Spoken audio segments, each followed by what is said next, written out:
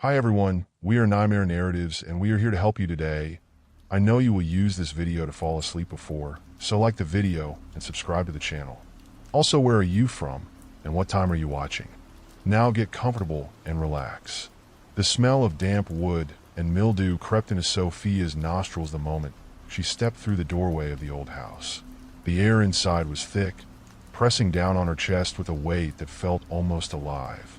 She paused, shining her flashlight across the dusty walls, the beam illuminating faded wallpaper torn away in long, jagged strips. Why did I agree to this? She whispered to herself, gripping the flashlight with white-knuckled intensity. The silence that greeted her question made her regret saying it out loud. It was too late to turn back now, though. Outside, the wind was howling through the forest that surrounded the mansion like a dark, impenetrable fortress. She glanced back at the door, but the thought of venturing out into those woods alone at night was somehow even worse than staying inside. After all, this was where her brother had vanished. 2 weeks earlier, her younger brother Ben had come to the Blackwood mansion as part of an amateur ghost hunting group. They'd been excited, laughing off the tales of disappearances and ghostly sightings, eager to prove their bravery in the face of what locals called the last light. He texted her that morning, promising her a detailed account of everything that happened, until his messages stopped. His friends had been found wandering the woods, dazed and bloodied, unable to remember anything about their night in the mansion. But Ben was nowhere to be found. Now, here she was, her heart pounding with each step as she followed the faint trail left behind by his last known location. She had to know what happened to him, even if it meant facing whatever had driven his friends to the edge of madness. The house creaked and groaned as she moved deeper, the wooden floorboards shifting under her weight. Every noise sounded magnified in the stillness, as if the house were holding its breath, listening to her intrusion. She turned into a long hallway lined with portraits, each face pale and hollow-eyed, staring down at her with expressions of thinly veiled contempt. Just then, a soft scratching echoed from the end of the hall. Sophia froze, her flashlight trembling as she focused on the source of the sound. It was faint at first, like the rustling of dry leaves, but it grew louder, more insistent. She forced herself forward, her stomach churning as she reached the end of the hall and faced an ancient, warped door with claw marks gouged deep into its wood.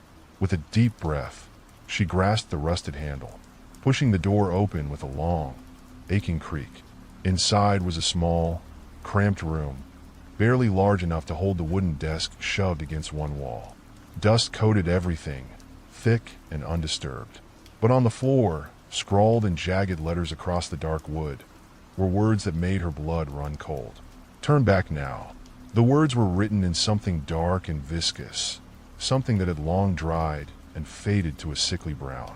She stumbled back, hand over her mouth, but her eyes refused to look away. The house felt alive around her, like it was waiting, watching.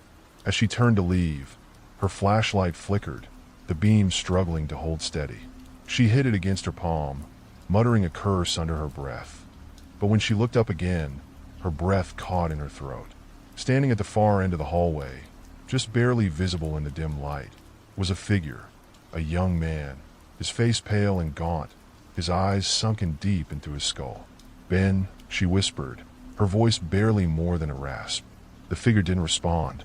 It stood motionless, its gaze fixed on her with an intensity that sent a shiver down her spine. She took a step forward, reaching out as if to touch him, but as her foot landed, he vanished, fading into the shadows like smoke. "No," she murmured, stumbling forward. "No, that can't be real." But she knew what she had seen. It was Ben, or something that looked like him, and whatever it was, it wanted her to follow.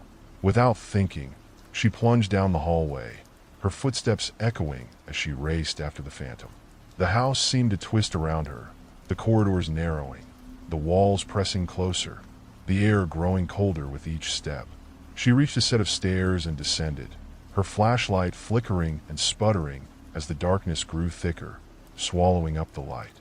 At the bottom of the stairs, she found herself in a basement, the walls lined with shelves filled with strange, rusted tools and jars of unidentifiable objects floating in murky liquid. The smell was overpowering, a mix of rot and chemicals that burned her throat. She fought the urge to gag, forcing herself deeper into the darkness. "Ben," she called again, her voice cracking. But instead of a reply, there was a whisper, a soft, chilling sound that seemed to seep from the walls themselves. It was too faint to understand, but she could feel the malice in it, the hunger. She stepped back, her heart racing, her eyes darting around the room for any sign of movement. That's when she saw it, a shadow moving across the far wall, shapeless and fluid, pulsing like a living thing. She aimed her flashlight at it, but the light barely seemed to touch it, as if the darkness itself were swallowing the beam. And then it spoke. "You came for him," it hissed, its voice echoing in her mind, cold and slick. "You are brave or foolish." Sophia's blood turned to ice. "Where is he?" she demanded, her voice shaking. The shadow twisted, reshaping itself, and for a moment, she thought she saw Ben's face in its depths, his eyes wide with terror. But then it was gone, replaced by a pair of glowing eyes, staring at her with an intensity that made her legs weak. "He is part of us now," the voice whispered, its tone almost mocking. "As you will be." The darkness surged toward her, and Sophia stumbled back, her flashlight slipping from her grasp as she tripped over something solid and unmoving on the floor. She looked down, and her scream caught in her throat. It was her brother's phone, lying on the cold stone, the screen cracked but still faintly glowing. The last message he'd sent her was still open on the screen. "Don't come here." She scrambled to her feet, her pulse pounding as she backed toward the stairs, but the shadow moved faster, surging forward like a wave. She felt the cold touch of it against her skin, sinking into her bones, filling her with a suffocating dread. She gasped, clawing at the air as her vision blurred, the walls and ceiling spinning around her. The last thing she saw was the basement door slamming shut above her, sealing her in darkness so absolute it felt like drowning. Outside, the wind died down, and the forest grew still. A pale light flickered in the upstairs window, casting strange, twisting shadows across the ground. And then, as quickly as it had appeared, it vanished, leaving only silence and an empty, decaying house. Weeks later, the search parties would find her flashlight at the edge of the woods, its beam flickering weakly in the daylight. But no trace of Sophia, or her brother, was ever found. If you like the story, don't forget to subscribe and like the video. Let's begin the next story. The news of Sophia's disappearance spread through the town like wildfire. The locals knew about Blackwood Mansion. They'd whispered its horrors for generations, shared stories around campfires, tales of those who'd entered and never returned. But no one dared step foot near the property. Not anymore. Not until Max arrived. Max Daniels had been Sophia's closest friend, bonded since childhood, a relationship as solid as stone. He hadn't spoken to her in weeks, not until he'd gotten her last voicemail, static-filled and incoherent, but unmistakably hers, echoing through his phone's speaker like a plea from the grave. There had been a single word that he could make out, one that chilled him to his core. Help. As he stood before the mansion now, his hands trembling, he tried to steel himself. The house loomed, dark and forbidding, its roof sagging and broken windows casting empty, hollow stares. Despite its derelict state, it had a sense of something lurking just beneath the surface, something waiting. Max took a breath and stepped forward, pushing through the overgrown weeds that clawed at his legs. The air around him was unnaturally cold for late summer, almost as if the house itself were radiating an icy warning. The door creaked open without resistance. Max half expected the smell of rot and mildew, but instead, a faint scent of something sweet and sickly drifted toward him, something that reminded him of decaying flowers. The lobby stretched before him, dust floating in the air, shimmering in his flashlight beam. "All right, Soph," he whispered. "I'm here. Just give me a sign." He stood in silence, listening, his heart pounding so loud he almost couldn't hear anything else. Almost. Then, faintly, came the sound of footsteps, soft, shuffling, as if someone were pacing on the floor above him. Max took a deep breath, steadying himself, and followed the sound up the grand staircase, each step groaning under his weight. The footsteps stopped as he reached the top, the silence pressing down like a heavy hand on his shoulder. He called out, his voice low, "Sophia." The hallway was long and narrow, stretching into darkness. Portraits lined the walls, watching him with hollow eyes, faces distorted by age and grime. He moved forward slowly, shining his flashlight along each door, trying to ignore the eerie sensation of being observed. A door at the end of the hallway stood slightly ajar. He could feel a chill emanating from the room, as if it were breathing cold air directly at him. His hand trembled as he reached for the doorknob, pushing it open. Inside, the room was small and sparse, a single chair resting in the corner, its wood rotted and splintering. But what caught his attention was the floor. In the center of the room, a circle was scrawled in white chalk, symbols etched around its edges that made his head ache to look at. The air smelled of something burnt, like singed hair. Max's stomach turned as he noticed a single object lying in the middle of the circle, a cracked phone, its screen dark and smudged with what looked like dried blood. He bent down, his hands shaking as he picked it up. It was Sophia's phone. As he held it, something cold brushed against his neck, sending a shiver down his spine. He spun around, but the room was empty. The silence was so thick it felt almost solid, pressing down on him. Then, a whisper slithered into his ear, faint and insistent. "Don't look back." Max's heart pounded as he stumbled out of the room, unable to shake the feeling that something was watching him, following him. He nearly tripped over his own feet as he turned back into the hallway, his mind racing. He didn't know where he was going, only that he had to get out. But the house seemed to twist around him, the hallways lengthening, the walls closing in. Every turn led him back to the same place, the foot of the stairs, where something dark and formless waited at the edge of his vision, melting into the shadows whenever he tried to focus on it. "Max," the whisper came again, faint and distorted. It sounded like Sophia, but wrong, hollow, as if someone were speaking with her voice like a mask. "Where are you?" he shouted, desperation thick in his voice. The whisper turned to a laugh, a sound that echoed through the empty house, growing louder, harsher, until it seemed to come from all around him. The walls vibrated with the noise, plaster cracking and peeling as if the house itself were rotting from within. And then he saw her. She was standing at the bottom of the stairs, her face pale, her eyes wide and vacant. It was Sophia. There was no mistaking it. But she looked altered, her skin unnaturally smooth, her movements stilted and strange. "Sophia," he choked, taking a step forward. Her head turned, but her eyes didn't focus on him. She opened her mouth to speak, but no sound came out, only a low, guttural rasp. Her hand reached out, her fingers twisted at unnatural angles, like a marionette controlled by an invisible puppeteer. "Max," she whispered, her voice echoing as if from a great distance. It's not safe here. Tell me where you are," he pleaded, desperation clawing at him. She took a step back, her form flickering, becoming less substantial, like a shadow in the corner of his eye. Her mouth twisted into an expression of fear, her eyes darting to something over his shoulder. "Run," she hissed. "Run." Before it.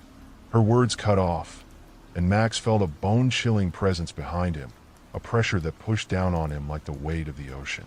The air grew dense, frigid, and he turned slowly, heart hammering.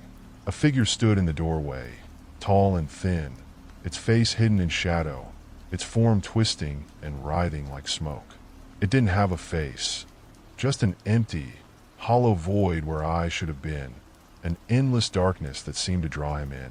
Sophia's voice came again, a whisper now, softer, almost pleading. "Run, Max." Max backed away, his mind screaming at him to move, to escape, but his legs felt like lead. The figure took a step forward, its movements unnaturally slow and deliberate, each step accompanied by a sound like cracking bones. With a sudden burst of energy, Max turned and sprinted, his footsteps echoing through the house. He didn't look back, didn't dare, as he barreled down the stairs and through the maze of hallways. The laughter followed him, growing louder, deeper, until it felt like it was coming from inside his own mind. Finally, he saw the front door ahead, a sliver of moonlight spilling through the crack. He threw himself at it, the wood splintering under his weight as he stumbled outside, gasping for breath. The laughter stopped. He turned back, staring at the house, half expecting to see Sophia or the shadowy figure watching him from the window. But the windows were empty, dark and lifeless, as if the house had swallowed everything within it. Max collapsed onto the ground, his body shaking as he tried to steady his breathing. He pulled out his phone, hands trembling as he dialed the police, his voice cracking as he tried to explain what he'd seen. But when they arrived, the house was empty. No chalk circle, no cracked phone, no sign of Sophia. Just an empty, abandoned mansion, standing silent and unyielding beneath the moon.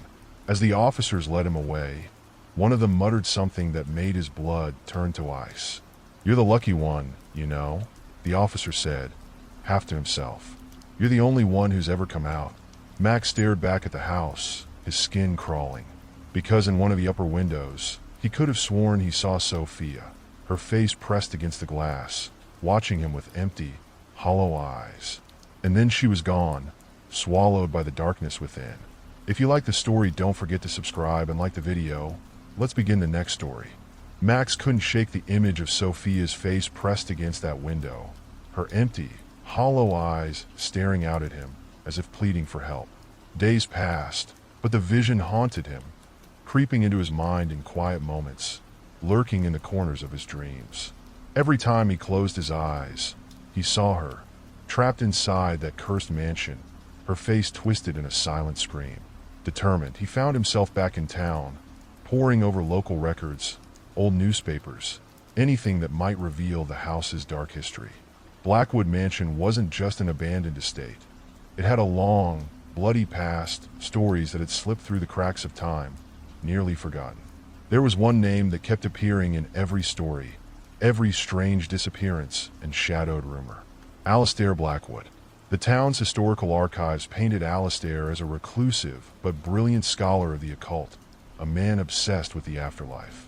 He had moved into the mansion in the late 1800s with his wife, Eleanor, but she had mysteriously vanished only a year later. Rumor had it she was the first to disappear, the first soul claimed by the darkness within the mansion's walls. The townspeople had whispered that Alastair was a man unhinged, a mad scientist who delved too deeply into the unknown. They said he performed rituals in the dead of night, speaking to shadows, calling forth beings that should never be named. There were reports of strange lights, distant screams, and then nothing. The mansion had gone silent after his death, swallowed whole by the forest around it, left to rot. But Max had found something else buried in the old records, a journal, one supposedly kept by Alastair himself. It had been preserved in a private collection at the local library, filed away with the rest of Blackwood's remaining documents. The librarian handed the thin, crumbling book to him carefully, as if it might dissolve into dust at any moment. Max's fingers shook as he opened it, the scent of aged paper and decay filling his nostrils. The pages were filled with Alastair's cramped handwriting, each line more desperate than the last. The entries spoke of strange visions, entities that appeared in mirrors and windows, and whispers that echoed through the empty halls. But the final entries were almost unreadable, the words scrawled in a frenzied hand. "I am so close. The last light beckons, a bridge between this world and the next. But it demands a price, a soul, willingly given, a sacrifice to feed its hunger. I will go. I must, for Eleanor waits beyond the veil." Max's skin crawled. Alastair had crossed into something beyond life, something that required a soul to sustain its hold on the living world. And it had kept him, and others, trapped in that dark, in-between place, pulling in anyone who dared trespass. With a sinking feeling, Max understood what he had to do. He had to go back to Blackwood Mansion, but this time, he wouldn't go alone.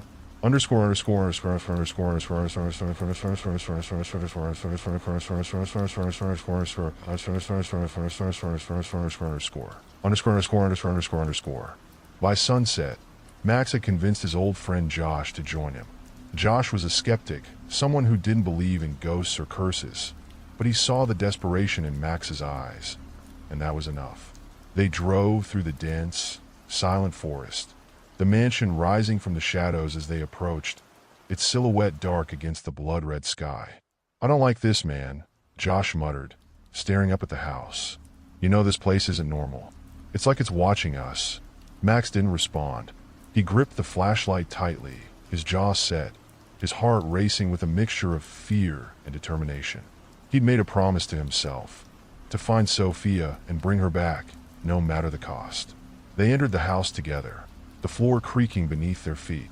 The air was colder, more oppressive than before, as if the house knew they'd come prepared. Josh shone his flashlight around, trying to mask his nervousness with forced bravado. "So, where exactly are we looking?"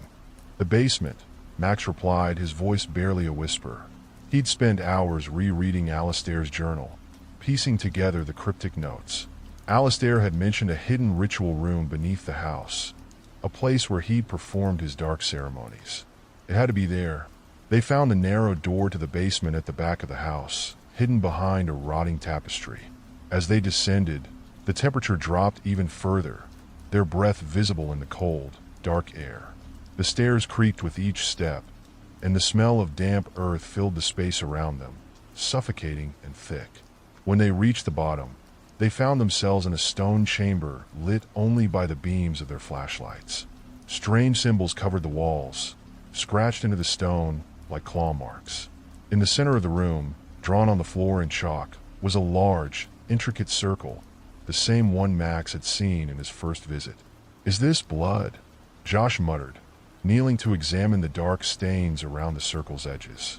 "Let's just do what we came here for," Max said, pulling a small, ancient book from his bag.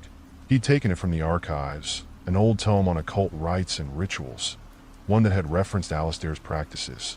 If they could summon the last light, then maybe they could force it to release Sophia. Max knelt by the circle, the words of the incantation heavy on his tongue. He read aloud, his voice steady despite the fear gnawing at his insides, while Josh stood watch, his flashlight scanning the room.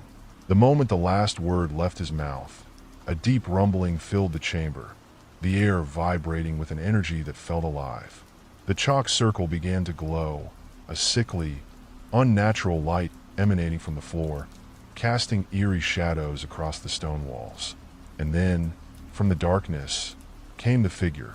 It emerged slowly, almost reluctantly, its form shifting and flowing like smoke, its face a dark, hollow void.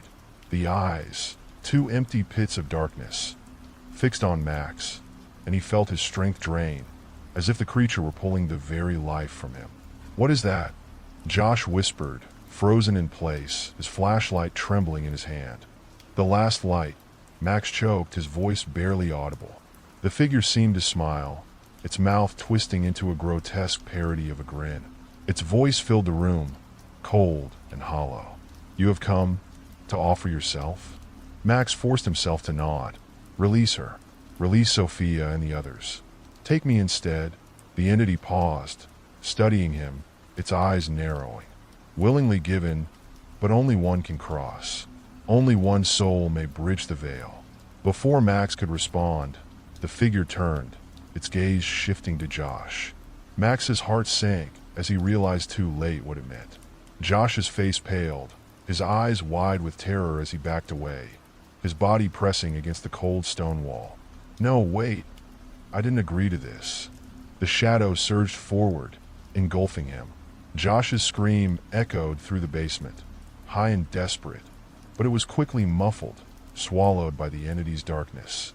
Max watched, helpless, as his friend's body crumpled to the ground, his face twisted in agony, eyes staring into nothingness. The entity turned back to Max, its form flickering as it grew weaker, sated by its feast. "Your debt is paid." The room began to tremble, the walls cracking, stones shifting as the house itself seemed to groan in protest. And then, from the darkness, a figure emerged. It was Sophia. She stumbled forward, her eyes wide and confused, her face pale but alive. Max rushed to her side, wrapping his arms around her as relief flooded through him. "Max," she whispered, her voice weak. "What would happen?" "It's over," he murmured, holding her tightly. "You're safe now." But as they hurried up the stairs, The house began to shake, the walls splintering and groaning, as if it were collapsing under the weight of the darkness it had held for so long. They reached the front door, barely managing to escape before the mansion shuddered one last time and fell silent, the shadows receding, leaving only a hollow, empty ruin. Max and Sophia stood together in the moonlight, their breath visible in the cold night air. But as they turned to leave, Max felt a chill run down his spine.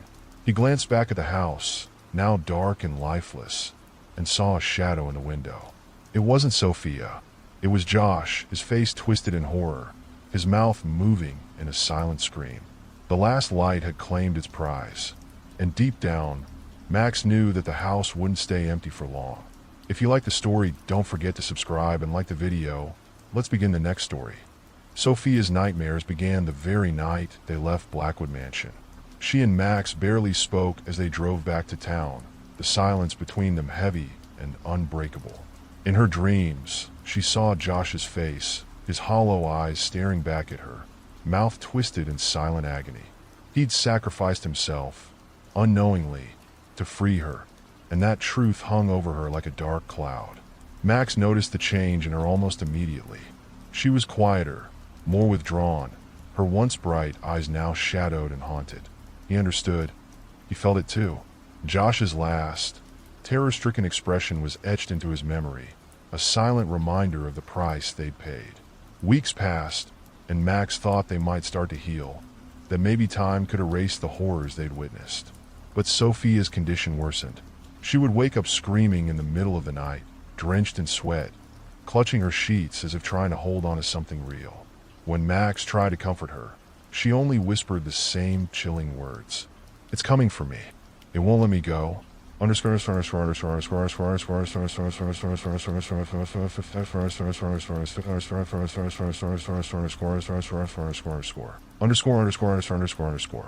One evening, as they sat together in Max's apartment, Sophia turned to him, her face pale, her eyes hollow. "I don't think I came back alone," she whispered, her voice trembling. Max felt his skin crawl.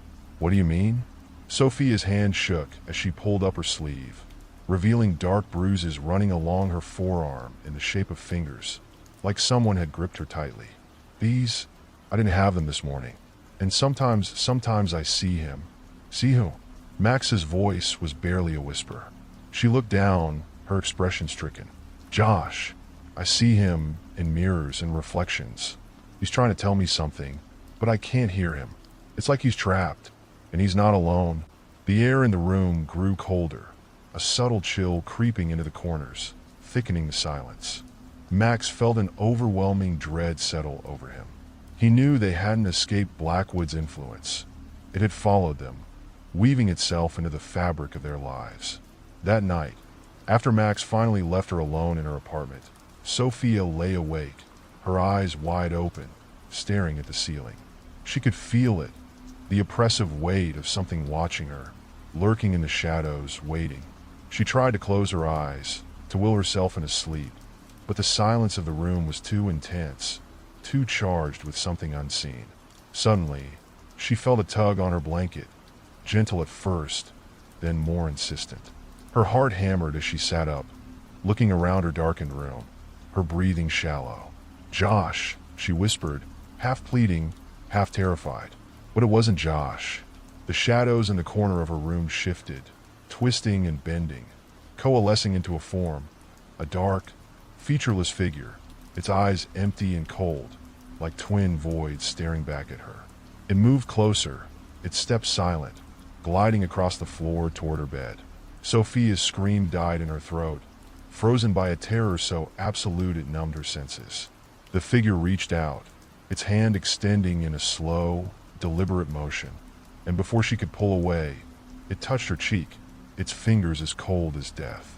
A flood of images filled her mind, visions of Blackwood Mansion, decaying rooms, flickering lights, shadows crawling over walls.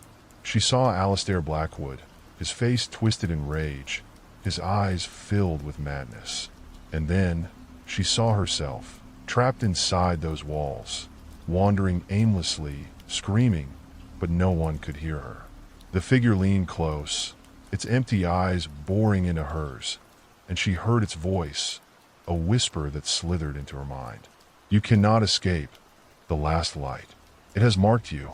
Sophia gasped, jerking away, the vision snapping back into the darkness of her room. The figure was gone, but the air was colder, the shadows deeper. Her body shook with uncontrollable fear, and she stumbled out of bed, grabbing her phone and calling Max. When he arrived, she was sitting on the floor, knees drawn to her chest, her face streaked with tears. "It's still here," she whispered as he knelt beside her, holding her trembling hands. "It's trying to pull me back. I can feel it. I can't stay here, Max. I have to go back. I have to end this. The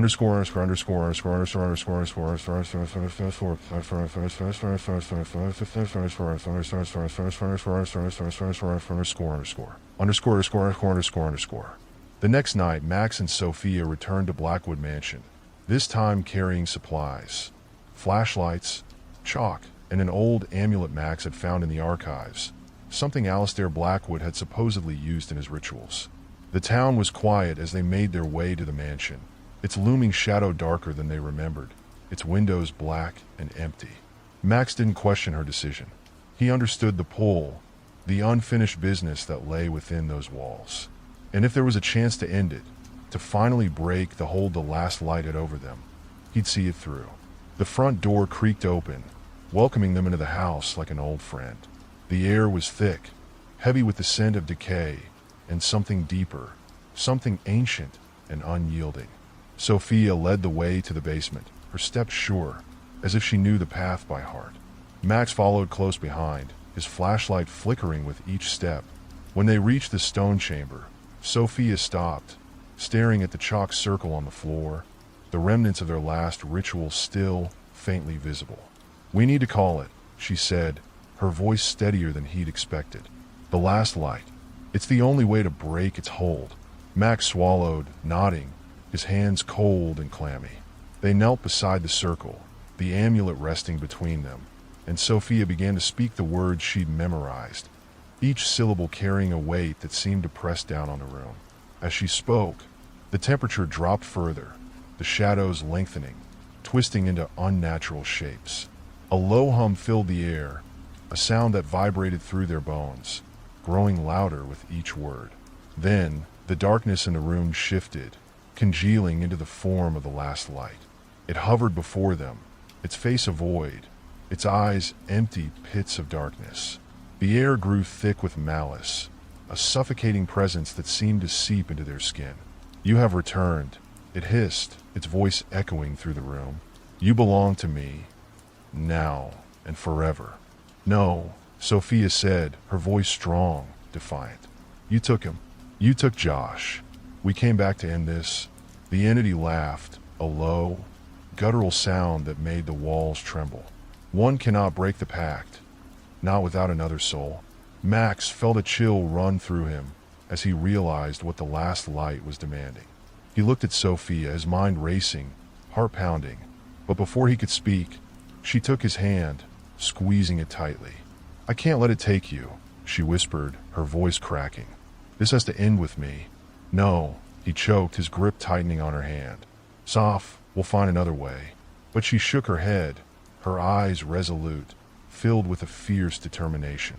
She stepped forward, into the circle, her gaze locked onto the last light's dark, hollow face.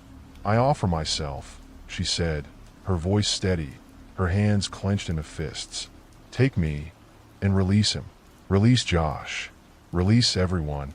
The entity's laughter filled the room, its form expanding, dark tendrils stretching out toward her. Max tried to pull her back, but she shook him off, her expression calm, almost serene. As the shadows wrapped around her, Sophia closed her eyes, her face softening, a small, peaceful smile curving her lips. "Max," she whispered, her voice faint. "Thank you for everything." Before he could respond, the shadows swallowed her whole, her body fading into darkness, leaving nothing but silence. The air grew still, the oppressive weight lifting as the last light receded, satisfied with its new prize. Max sank to his knees, his chest tight, tears streaming down his face. He was alone, the cold, empty silence of the mansion pressing down on him. When he finally rose, he felt a strange warmth in his pocket. He reached in, pulling out the amulet they'd brought, now warm to the touch, glowing faintly with a soft, golden light.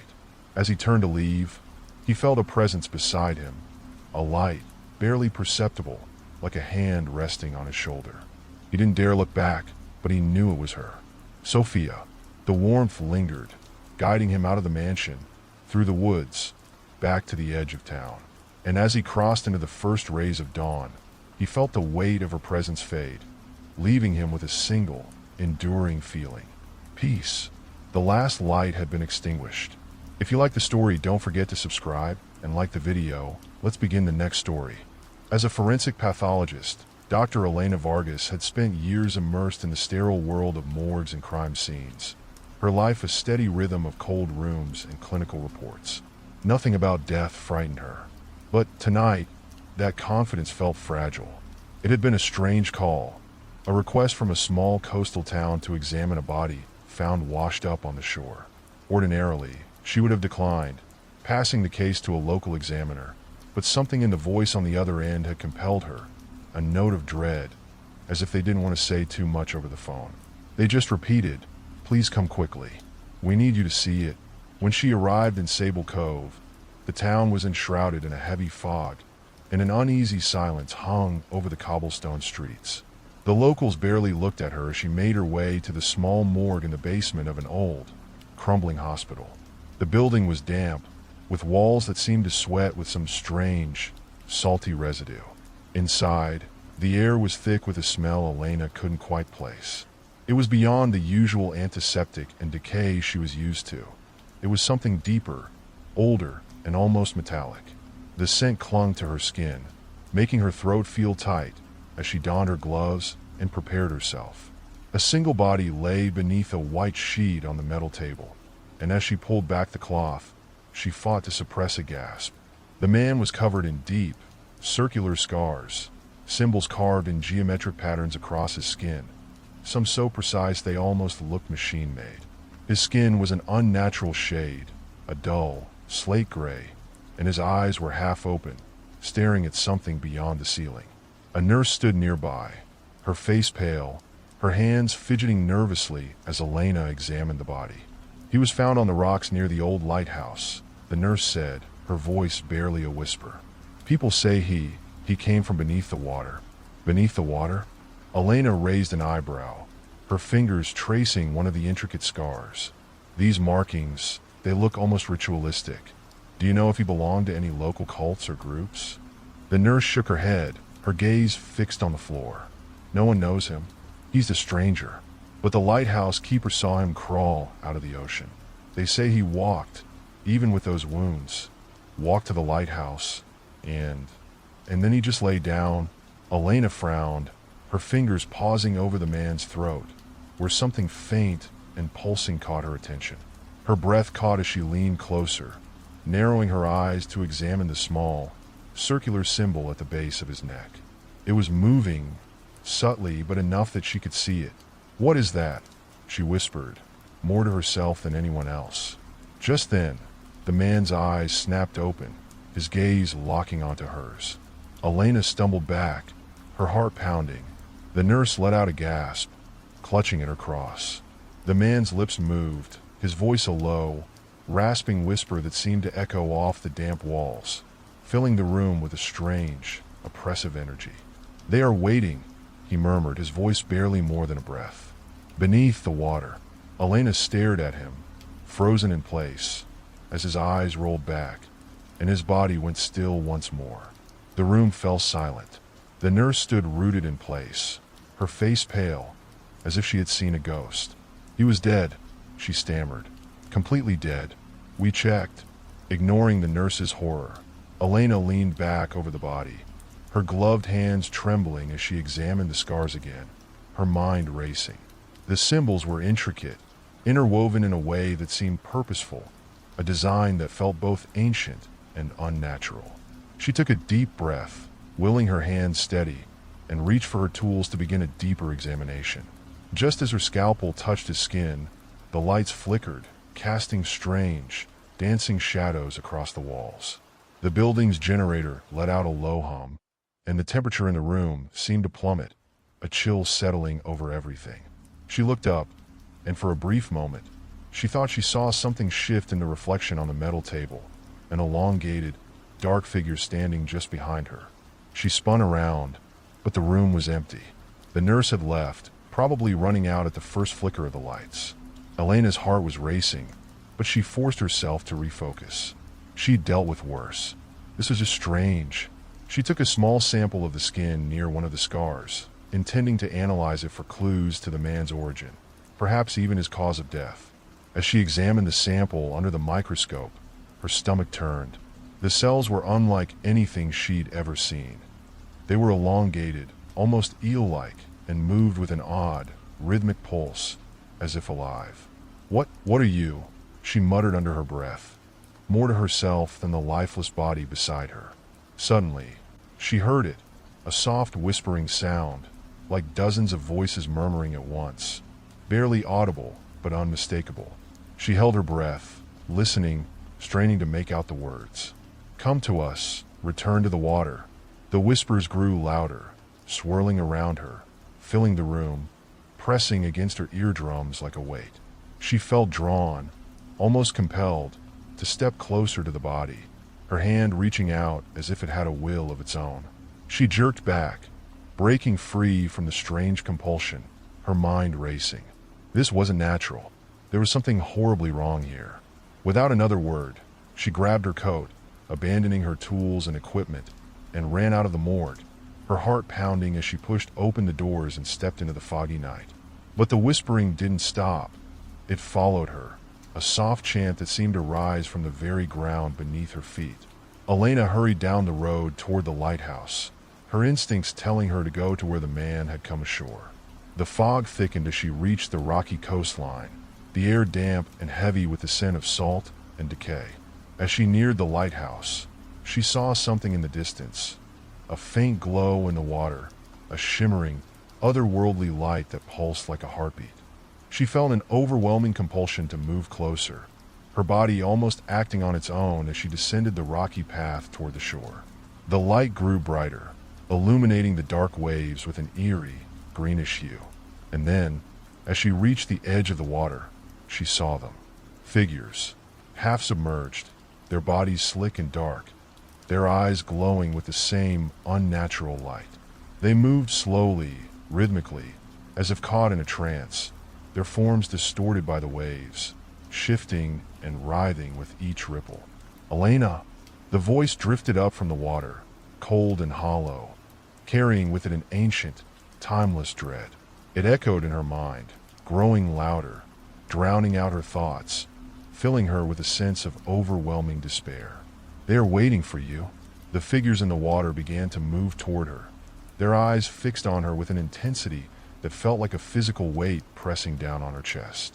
She took a step back, her instincts screaming at her to run, but her feet felt rooted to the ground, as if the earth itself were holding her in place. And then from the depths, a massive shadow emerged, something larger, darker, its form almost impossible to define. It rose from the water, towering over her, its eyes like twin abysses, pulling her in, suffocating her with their depth. She couldn't breathe. She couldn't think. The whispers filled her mind, twisting her thoughts, drawing her down into the darkness. With a final, desperate burst of strength, she tore herself away, stumbling back from the water, her mind reeling. The figures receded, sinking back into the waves, their glowing eyes disappearing one by one until only the dark, still ocean remained. She didn't remember how she made it back to her car, her hands shaking as she fumbled with the keys. She drove out of Sable Cove, her vision blurred, her mind racing with the horrific images seared into her memory. But even as she sped away from the town, she could still hear the whispers, faint but insistent, echoing in the back of her mind.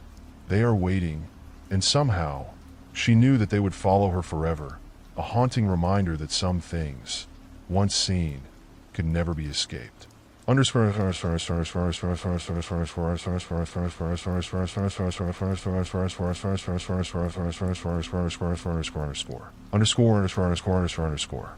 weeks that followed, Dr. Elena Vargas would disappear from her life, abandoning her home, her work, everything she knew.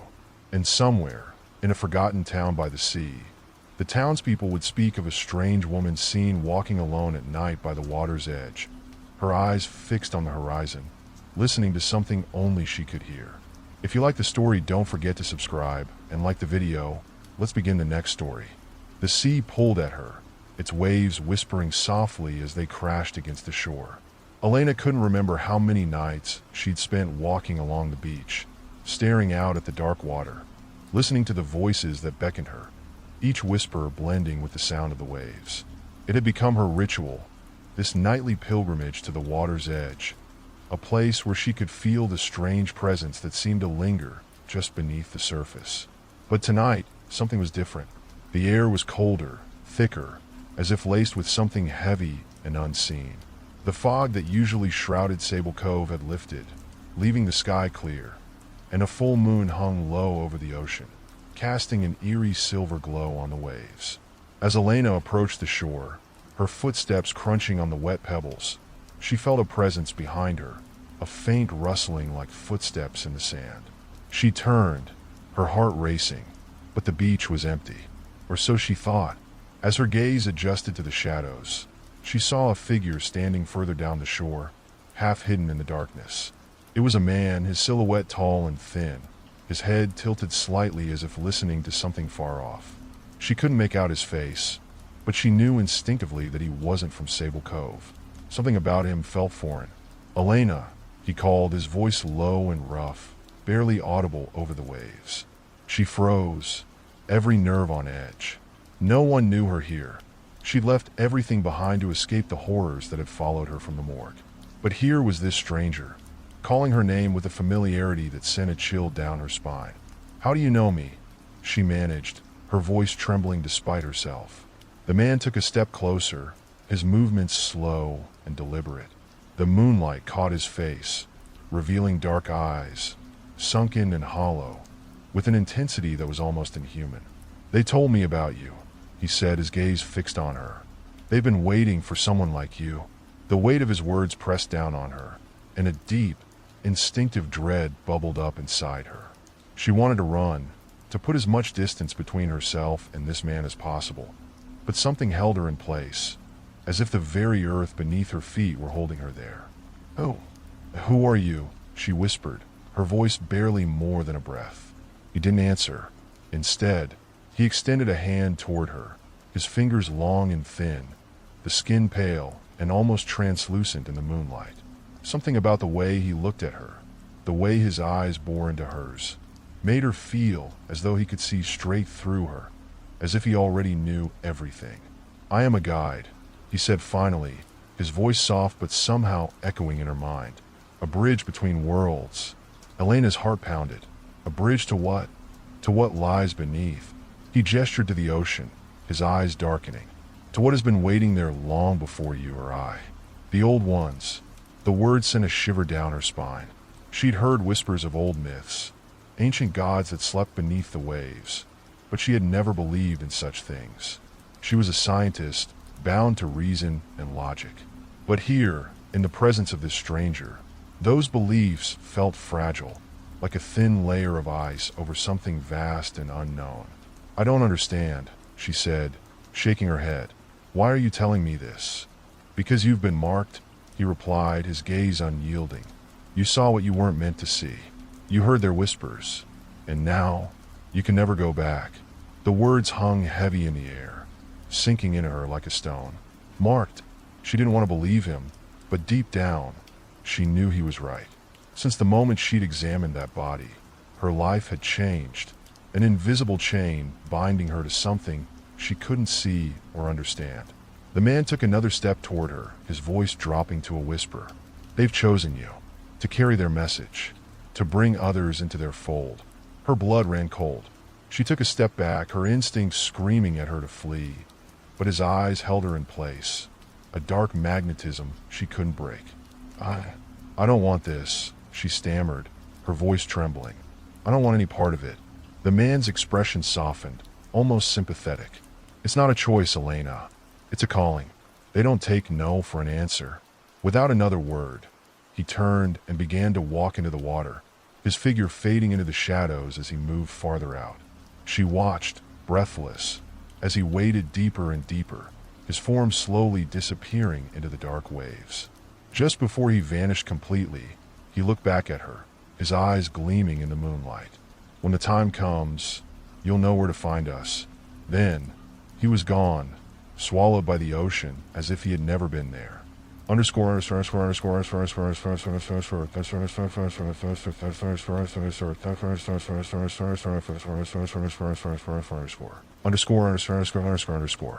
In the days that followed, Elena tried to return to some semblance of normalcy, but the stranger's words haunted her, echoing in her mind like a warning she couldn't shake. She avoided the beach, kept her windows locked, and filled her days with tasks to keep her mind occupied. But each night, as the sun dipped below the horizon, she felt the pull, the ocean calling her, the whispers in her mind growing louder. And then, one night, the dreams began. In the dreams, she was underwater, the weight of the ocean pressing down on her, cold and suffocating. Strange shapes floated around her, barely visible in the dark, their eyes glowing faintly as they watched her waiting. She could feel the presence of something massive and ancient beneath her, a dark entity lurking in the depths, its thoughts seeping into her mind like poison. "You are ours," the voices whispered, their words slithering through her thoughts. "You belong to us." Each morning, she woke drenched in sweat, her pulse racing, the taste of salt lingering on her tongue. She couldn't escape it. The pull was stronger each day, a compulsion that grew impossible to ignore. One night, unable to fight it any longer, she found herself walking back toward the beach. The fog was thicker than ever, swirling around her, dampening her footsteps as she made her way down the path to the water's edge. There, at the shore, a faint glow illuminated the dark waves, a pulsing, greenish light that seemed to call to her, beckoning her closer. She walked forward, her movements almost trance-like, the cold water lapping at her ankles, then her knees, then her waist. As she waded deeper, the whispers grew louder, filling her mind, drowning out her thoughts. She could feel their presence all around her, unseen hands guiding her deeper, pulling her under. Just as her head dipped below the surface, she saw them, the shapes she had seen in her dreams. They floated around her, their forms shadowy and indistinct, their eyes glowing with an unnatural light. And then, from the depths, she felt it, the presence of something immense, a force that radiated power and malice, its thoughts pressing into her mind with a cold, unrelenting pressure. "You are one of us now," it whispered, its voice 1,000 voices at once, echoing through her soul. "You will bring others. You will be our voice." In that moment, something inside her broke. She felt herself slipping away, her thoughts merging with the darkness, her mind drowning in the whispers. The fear melted away, replaced by a strange, cold acceptance, a sense of purpose that felt as natural as breathing. She belonged to them now.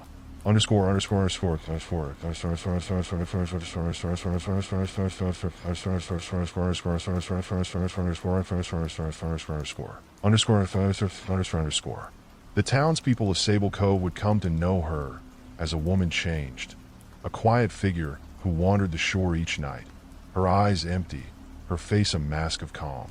She spoke to no one, and no one dared to approach her, but they could feel the chill that followed her, the faint scent of salt and decay that clung to her like a shroud.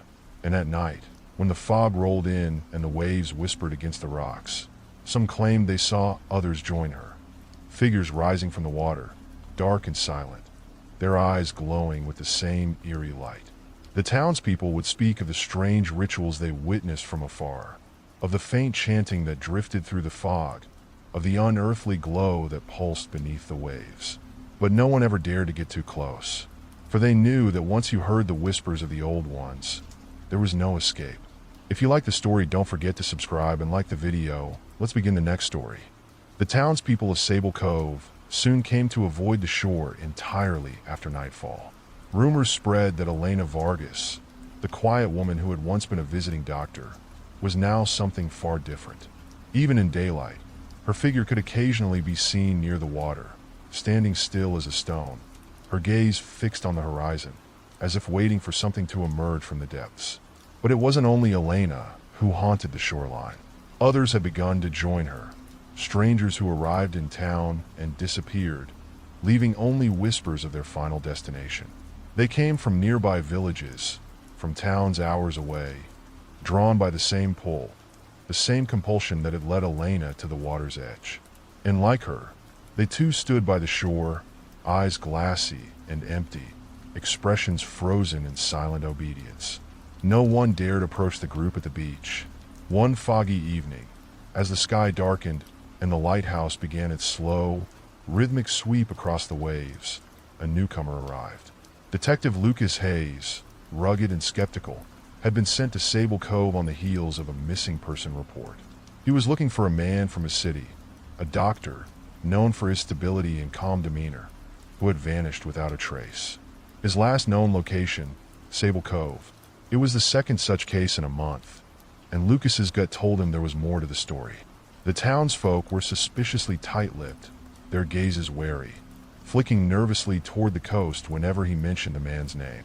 People disappear here, an elderly fisherman had told him, his voice shaking as he sat by the pier, smoking a bent cigarette.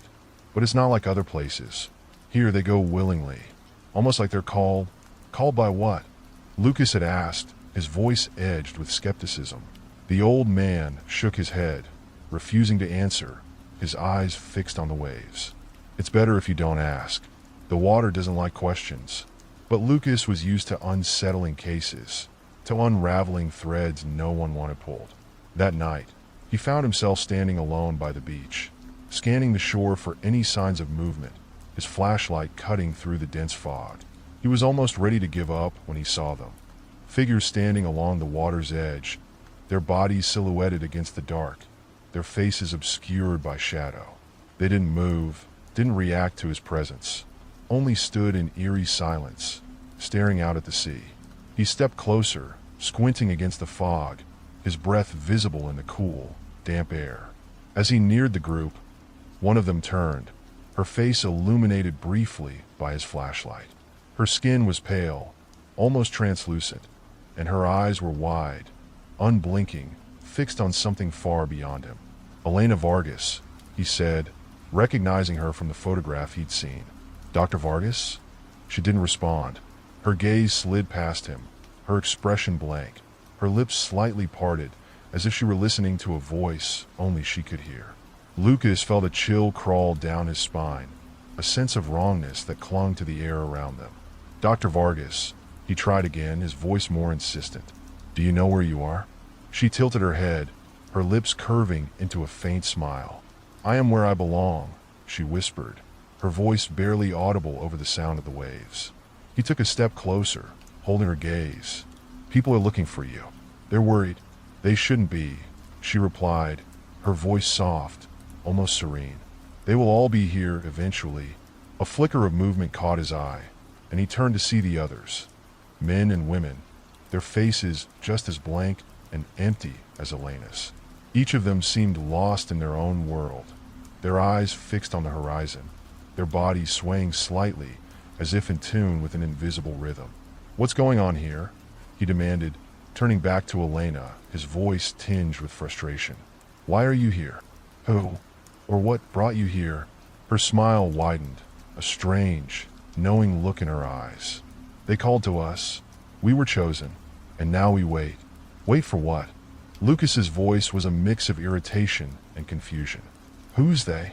But instead of answering, she turned her gaze back to the sea, her eyes widening, as if she were seeing something just below the water's surface.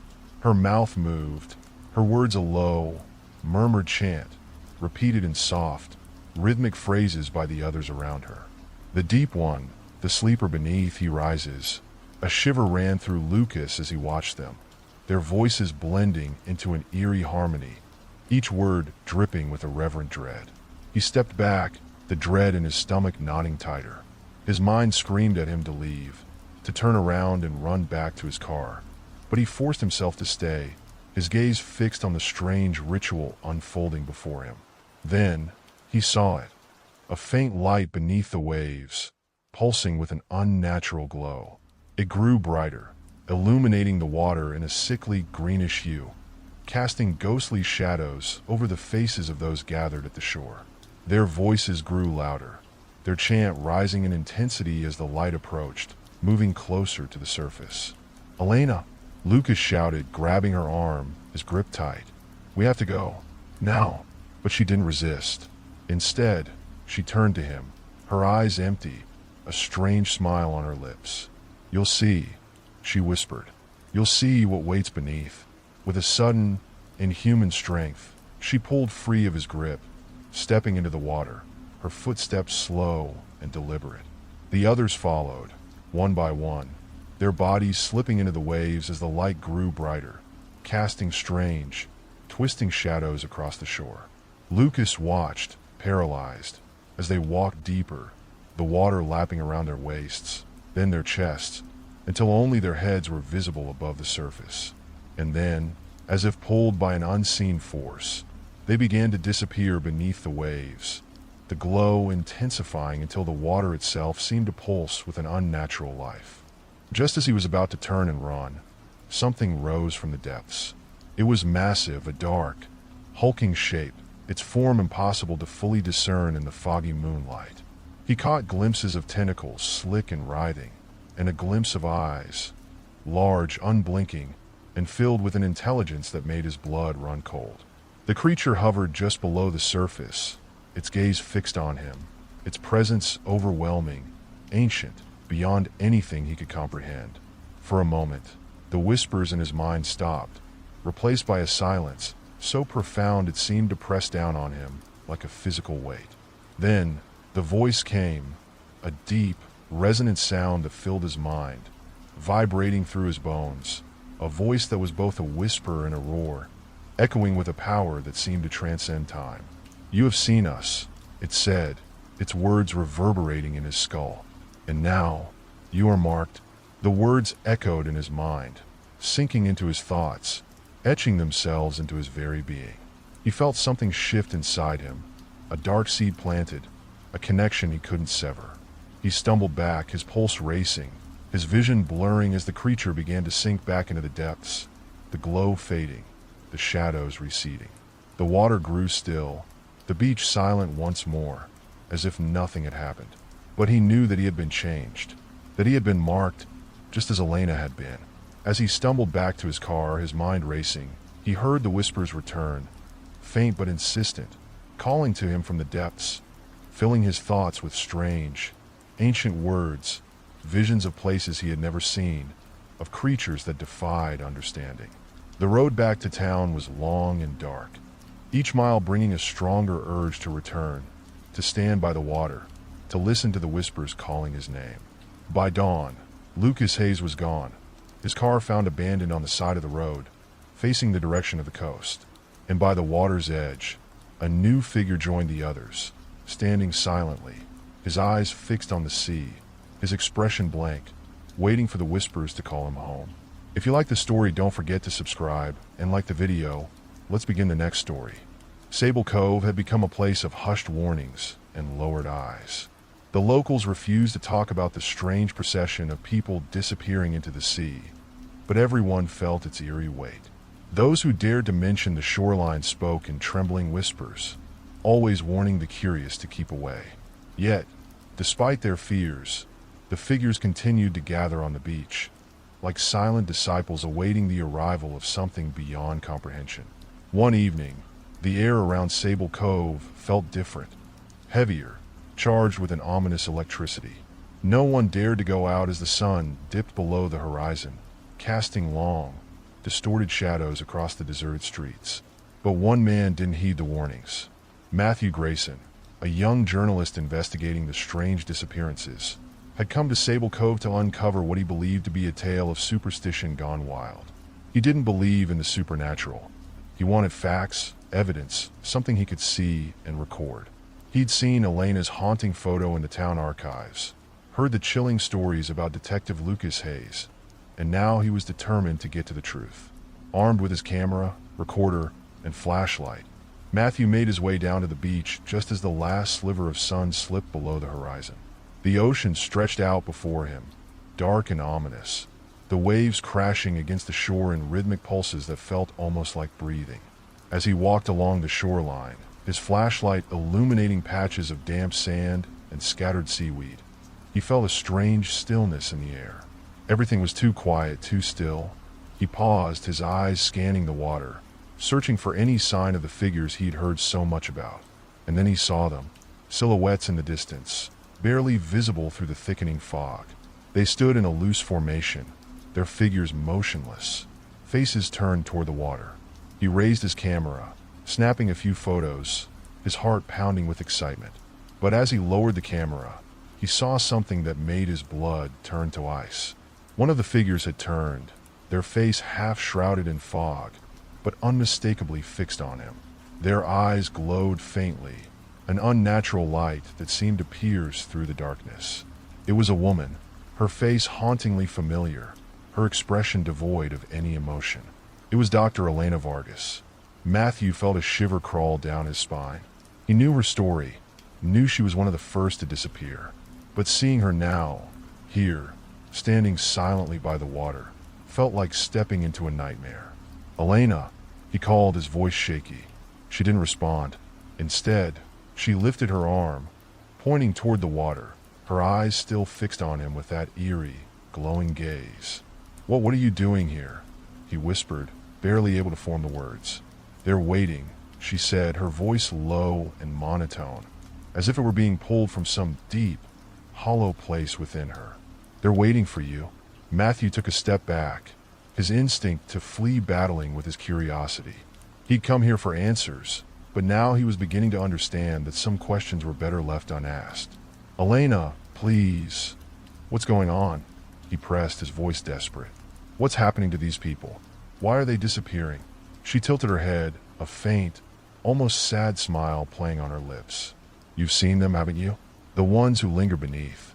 They are the keepers, the ones who wait for the chosen." "The chosen," he echoed, dread building in his chest. Elena took a step closer, her figure drifting through the fog, her eyes never leaving his. "Once you hear their call, once you see what lies beneath, you belong to them. There is no escape." Her words sent a chill through him, but he forced himself to stay calm. He'd heard of cult-like behavior, seen cases of people hypnotized by powerful beliefs, but this was something different. He could feel it in his bones, the truth that lay behind her words. The ground beneath him seemed to shift, the sand wet and cold against his shoes. He realized with a sinking feeling that he was sinking into it. He tried to pull his foot free, but the sand gripped him, almost as if it were alive. "Wait," he shouted, panic lacing his voice. "Elena, help me." But she only watched, her expression impassive, as the other figures turned toward him, their faces all bearing the same hollow gaze, each one of them staring at him with an intensity that made his skin crawl. They began to chant, their voices blending into a soft, rhythmic murmur that rose and fell with the waves. "Join us, beneath the waves, join us in the depths." The words filled the air, wrapping around him, suffocating him with a sense of inevitability. He felt the sand pull him deeper, up to his ankles now, cold and relentless. Desperately, he yanked his foot free, stumbling backward, his heart pounding as he turned to run. But the figures began to move, their slow, deliberate steps closing in on him, forming a loose circle that blocked his escape. He was trapped, his breath coming in shallow gasps as the chanting grew louder, each word a hammer striking against his mind. "Elena, please," he begged, his voice cracking. "I don't want this. I didn't ask for this." She stepped forward, her hand reaching out, her fingers brushing against his cheek. Her touch was cold, like the deep ocean, and he felt a strange numbness spread through him. "It's not about want," she whispered, her voice laced with something almost compassionate. "You've seen them. You've heard them. They are part of you now, as they are part of all of us." Her hand dropped, and she took a step back, her gaze never leaving his. "Look," she said softly, her voice a mere whisper. "Look into the water." Compelled by something beyond his control, he turned, his gaze drawn to the dark waves lapping against the shore. And there, beneath the surface, he saw them, dark shapes writhing, their bodies twisting in impossible ways, eyes gleaming with an otherworldly light. They watched him, their expressions unreadable, their forms merging and separating as they moved in a grotesque, undulating dance. One of them rose closer to the surface, its face half visible, a distorted, nightmarish version of a human face, its mouth stretched into an endless, silent scream. "They are waiting," Elena whispered, her voice filled with a strange reverence. "Waiting for you." Matthew's legs gave out, his body collapsing onto the wet sand as the chanting grew louder, each word sinking into his mind, drowning out his thoughts. The figures closed in around him, their hands reaching out, pulling him to his feet, guiding him toward the water. "No," he whispered, his voice barely audible. "I don't want this." But the ocean didn't care. It pulled him forward, each step feeling heavier, harder to resist, until he was standing at the water's edge, the cold waves lapping around his ankles, then his knees, then his waist. The voices surrounded him, pressing into his mind, filling him with an overwhelming sense of surrender. As he looked back, he saw Elena and the others watching from the shore, their faces calm, their eyes empty. Then he felt it, a pull from below, something cold and relentless, dragging him down, filling his lungs with the taste of salt and decay. The world above grew dim, the light fading as he sank deeper, the figures around him dissolving into darkness. And as he descended, he heard their voices, soft and soothing, welcoming him into the depths, into the cold, endless embrace of the ocean. When dawn broke over Sable Cove, the beach was empty.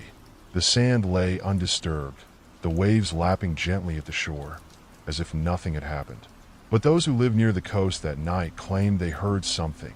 Soft voices, barely a whisper, drifting up from the water. A chant, a call, an invitation from beneath the waves. And those who listened too closely, who lingered too long by the shore, felt a strange pull, an urge to step closer, to walk into the water and join the voices in their dark, endless song. By the end of that year, more would disappear, each one drawn to the ocean's call, each one claimed by the ancient, nameless presence waiting beneath the waves.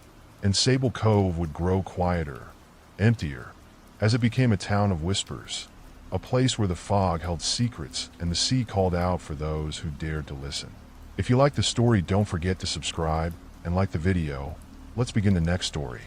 When Mara Reed inherited her gray tant's old house on the edge of Castor's Hollow, she wasn't sure what to expect. She remembered visiting the place as a child, a quiet cottage surrounded by dense, dark forest, with a garden that was wild and overgrown. Her great-aunt Agnes had always been a bit of a recluse, a woman who rarely left the house and often muttered about things better left unseen. But now the cottage was Mara's, and after a rough year, she was ready for a change, a retreat where she could escape the noise of the city and start fresh. The locals in Castor's Hollow welcomed her politely, but there was a strange look in their eyes when she mentioned Agnes. She kept to herself, the innkeeper told her one evening, a touch of wariness in his voice.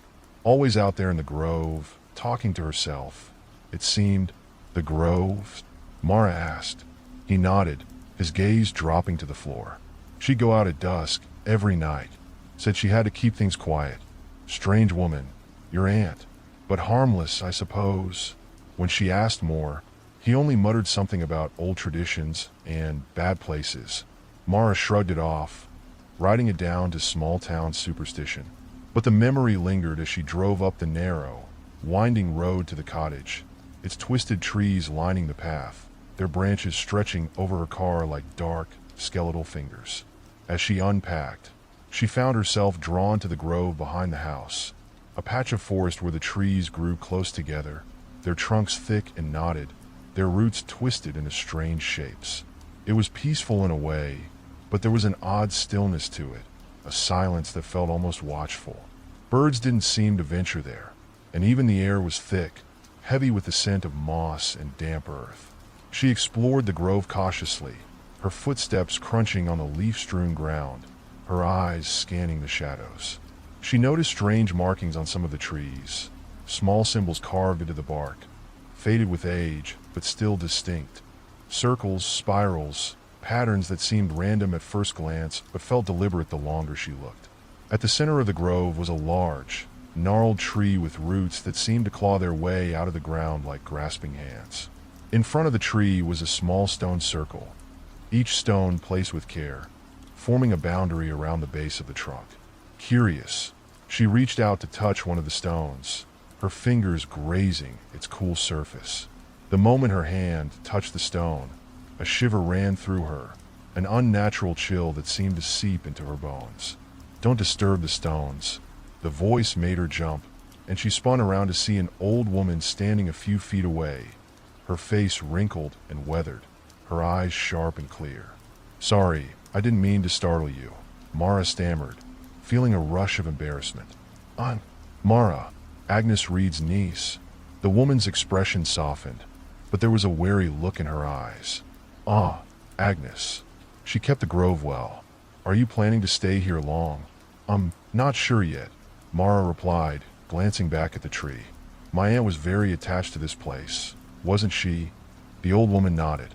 "This grove is special, and dangerous if you don't respect it." Agnes understood that. She tended to it, kept it calm. "Calm?" Mara echoed, feeling a prickle of unease. The woman's gaze shifted to the stones, her expression grave. "These stones are a boundary.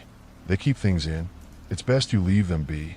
Before Mara could ask more, the woman turned and walked away, disappearing into the shadows of the forest.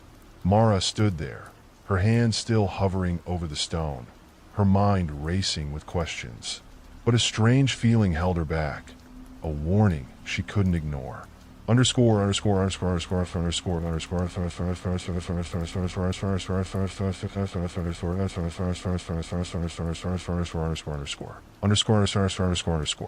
That night, as Mara lay in bed, she felt the weight of the grove pressing in on her, filling her thoughts with images of twisted roots, darkened shadows, and ancient, watching trees. She tried to sleep, but her dreams were restless, filled with whispers she couldn't understand, a strange murmuring that seemed to rise from the very earth itself. Just past midnight, she woke to the sound of footsteps outside her window. Her heart pounded as she sat up, straining to listen. The footsteps were faint, soft, as if someone, or something, were moving through the grove, circling the house, its movements slow and deliberate. She pulled back the curtain, peering out into the dark. There, just at the edge of the grove, she saw a shadow, a figure standing between the trees, half hidden in darkness. It didn't move, didn't seem to notice her watching, but she could feel its gaze, a cold, unblinking stare that sent a shiver down her spine. The figure turned and melted into the shadows, vanishing as quickly as it had appeared. She closed the curtain, her hands trembling, her mind racing with thoughts of her aunt's warnings, of the strange woman's words. But the next day, when she stepped outside, the grove was silent, peaceful, as if nothing had happened. She tried to shake off the unease, telling herself it had been a trick of the light, a dream left over from a restless night. Days passed, and she settled into a routine, finding comfort in the solitude of the cottage. But each night, she felt the presence of something just beyond the edge of the forest, something that watched her, waiting. One evening, she decided to visit the grove again, hoping to confront whatever it was that lingered there. She lit a small lantern and stepped into the trees, her heart pounding as she made her way to the stone circle. The air was colder here, filled with a sense of anticipation, as if the grove were holding its breath. She knelt beside the stones, her lantern casting long, flickering shadows across the ground. "Are you here?" she whispered, feeling foolish but compelled to ask. For a long moment, there was only silence. But then, she heard it, a low whisper, rising from the ground, a voice that seemed to come from the very roots of the trees. She broke the circle, Mara's blood ran cold. She looked down and saw that one of the stones had been shifted, moved slightly from its place. Her mind raced. She hadn't touched it, but someone or something had. The whispers grew louder, blending together in a frantic murmur, a chorus of voices filled with fear and anger. She broke the circle. It is awake. It is free. The ground beneath her trembled, and she stumbled back, her lantern flickering as the shadows around her grew darker, thicker, almost alive. She turned to run, but the roots seemed to shift, snaking toward her, reaching for her ankles with twisted, grasping fingers. She broke free, sprinting back to the house, the whispers echoing in her mind, filling her thoughts with images of dark, writhing shapes, of things that had been buried deep, locked away beneath the earth. As she slammed the door behind her, she saw the shadow again, closer this time, standing at the edge of the grove, watching her with cold, unblinking eyes. It didn't leave. Each night, the figure grew closer, its presence pressing against her thoughts, filling her with a sense of dread that grew with each passing hour. She tried to leave, but every road out of Castor's Hollow seemed to twist back toward the house, as if the forest itself were holding her captive. Desperate, she sought out the old woman, finding her in the town square. "You broke the boundary," the woman said, her voice filled with sorrow. "Now it won't rest until it's taken back what belongs to it. What do I do?" Mara pleaded, her voice shaking. The woman's eyes were dark, filled with a sadness that seemed older than the town itself. "You must rebuild the circle. But beware, once the boundary is restored, you can never leave. The grove will bind you to it, just as it bound your aunt." Mara felt a chill settle over her. Is that why she stayed? To keep it contained? The woman nodded. It was her duty, and now, it is yours.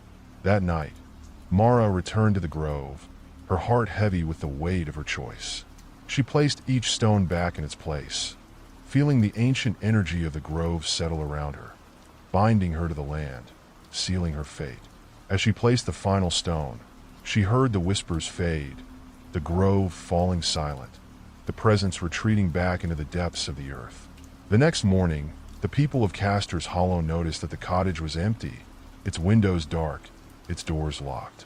But every night, if you listen closely, you can hear soft footsteps in the grove and see a single lantern flickering between the trees. And they know that Mara Reed, like her great aunt before her, now watches over the forgotten grove, keeping the darkness contained for as long as she can. If you like the story, don't forget to subscribe and like the video. Let's begin the next story. Decades passed in Castor's Hollow, and with each year, the story of the Reed family and the mysterious grove faded further into the realm of legend. The cottage at the edge of the grove sat quiet and empty, its windows clouded with dust, its walls hidden beneath creeping vines. The locals warned newcomers to stay away from it, saying it was best left to the woods. But curiosity is a powerful force, and for those who wandered too close, the whispers began again, faint but insistent, calling from the darkened trees. The cottage and the grove lay undisturbed until one brisk autumn afternoon, when a young couple, Henry and Lisa Carter, arrived in town, looking for a fresh start. They had left the bustle of the city behind, hoping to find a quiet place to raise their child, who was due in just a few months. When they heard the Reed property was available, they seized the opportunity. The townsfolk, wary but polite, offered no arguments. They simply warned the Carters not to venture too far into the grove. But the Carters weren't a superstitious pair. They brushed off the warnings, excited to turn the abandoned cottage into their new home. Within days, they'd begun cleaning, painting, and restoring the small house.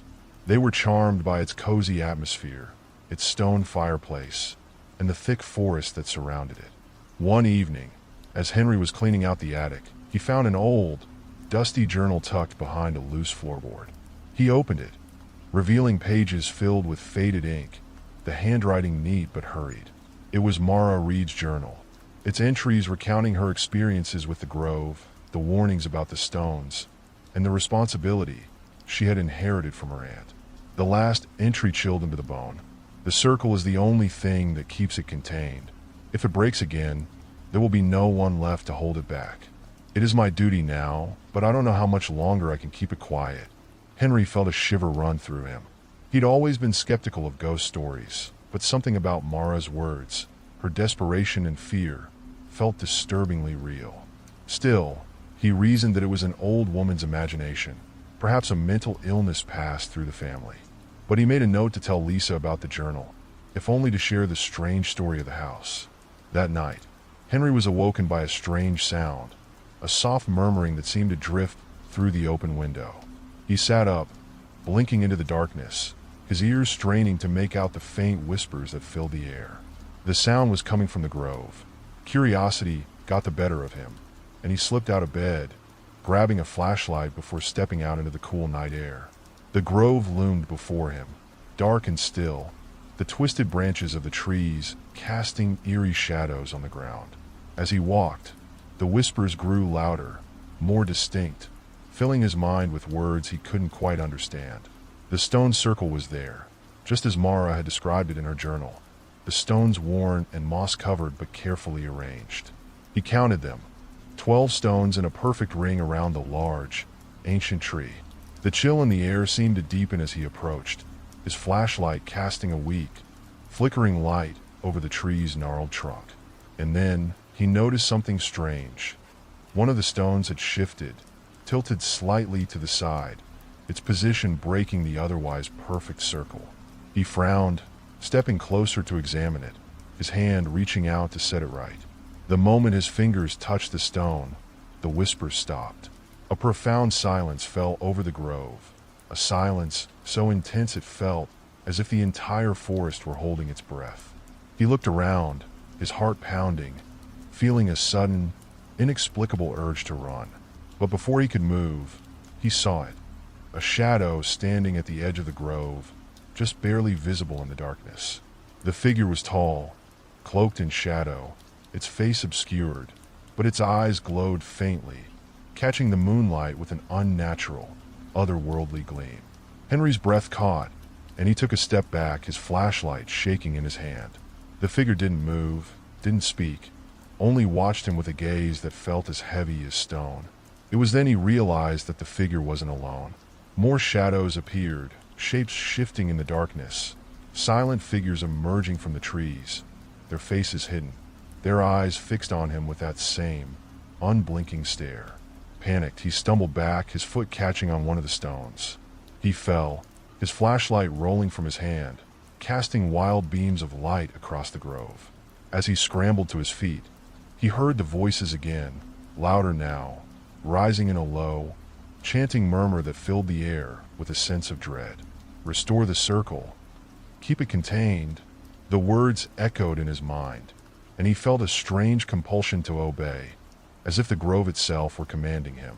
He righted the stone, placing it back in its proper position, and the voices quieted, fading into a soft, relieved sigh that seemed to echo through the trees. The shadows at the edge of the grove melted back into the darkness, their eyes fading until only the stillness of the forest remained.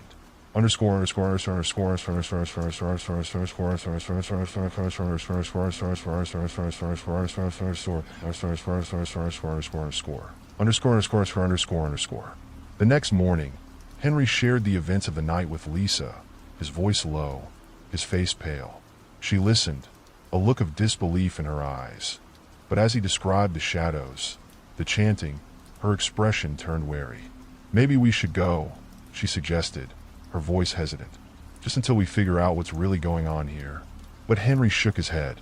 He was curious now, drawn to the mystery of the grove, compelled to understand what had happened to Mara, to Agnes, and to all those who had come before them. For the next few weeks, he spent his evenings in the grove, observing the stone circle, listening for the whispers. Some nights were quiet, peaceful even, but on others, the shadows would return, their eyes watching him from the edge of the trees, their voices murmuring in low, haunting tones that filled his mind with strange, half-formed images. He began to dream of the grove, of roots twisting deep into the earth, of a presence that slept beneath, ancient and hungry, waiting for the day it could break free.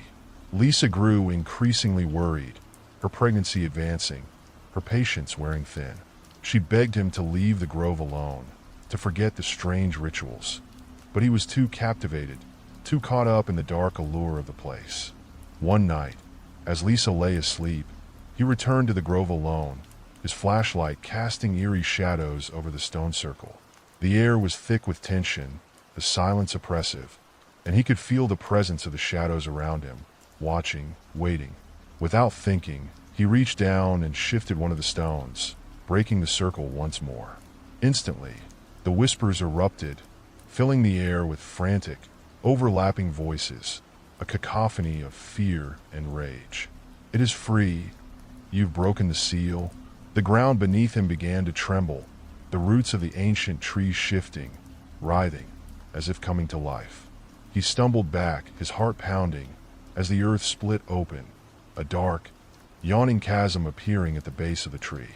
From within the chasm came a sound, a deep, guttural growl that resonated through the grove, shaking the trees, filling the air with the scent of decay. A shape began to rise from the darkness, a mass of shadow and twisted limbs, its eyes glowing with a malevolent light. Henry tried to run, but his feet felt rooted to the ground, his body frozen in place as the creature rose before him, its gaze fixed on him with a hunger that transcended any human emotion.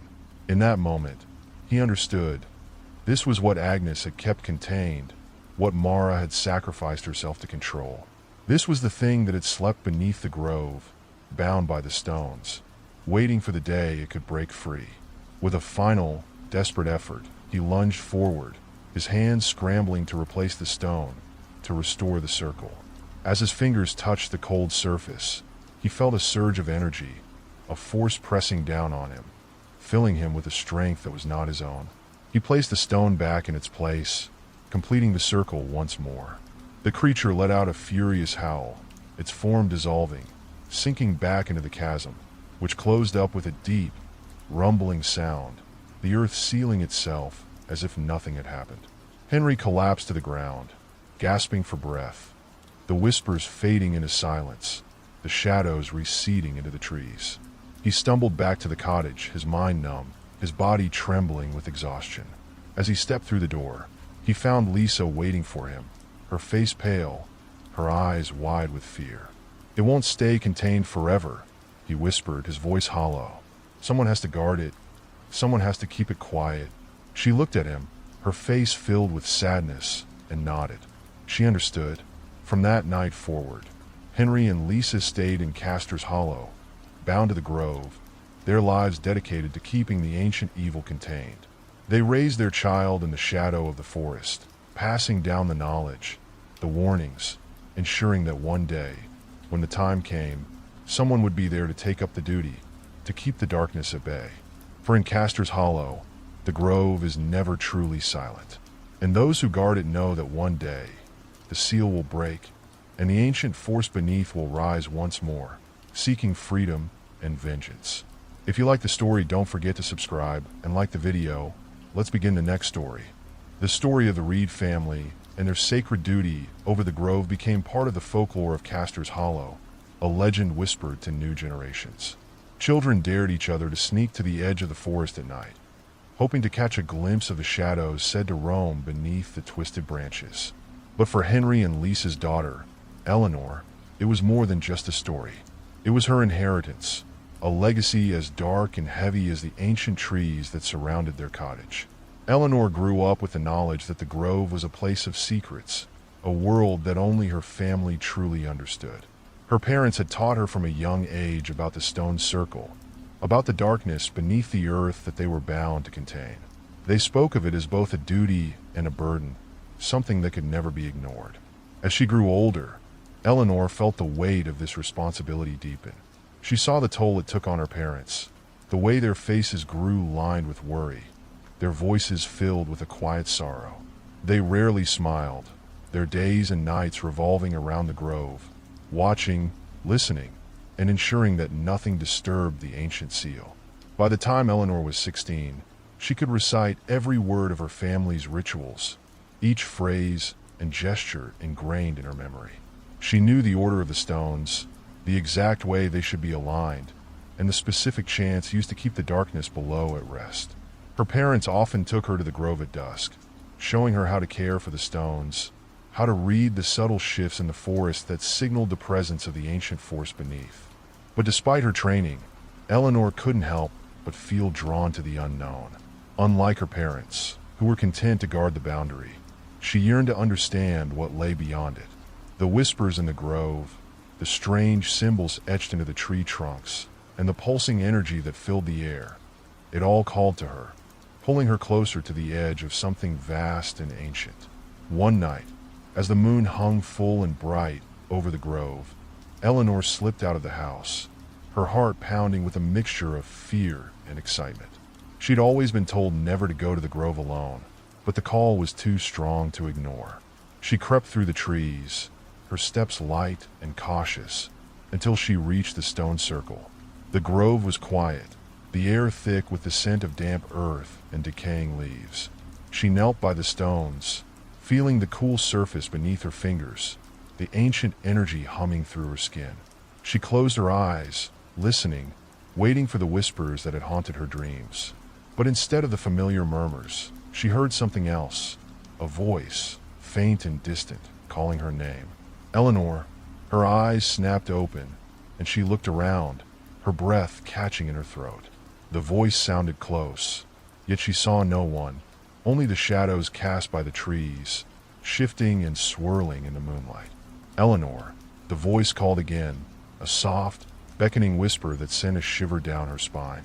She took a step forward, her gaze fixed on the dark, gnarled tree at the center of the grove.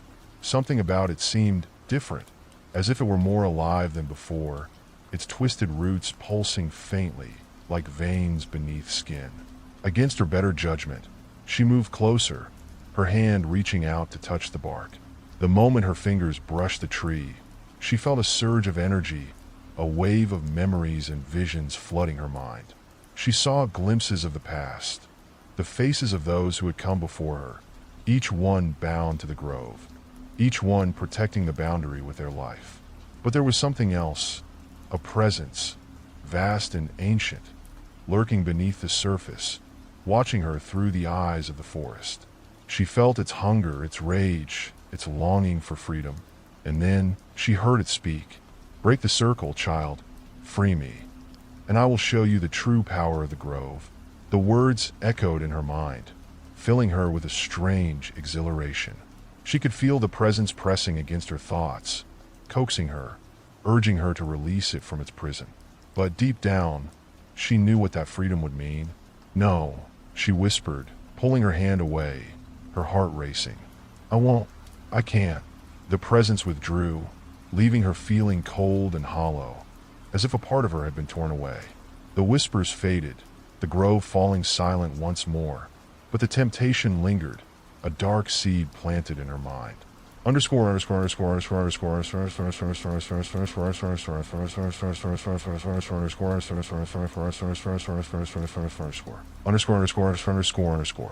The following days passed in a haze, Eleanor's thoughts consumed by the grove and the presence that lay beneath it.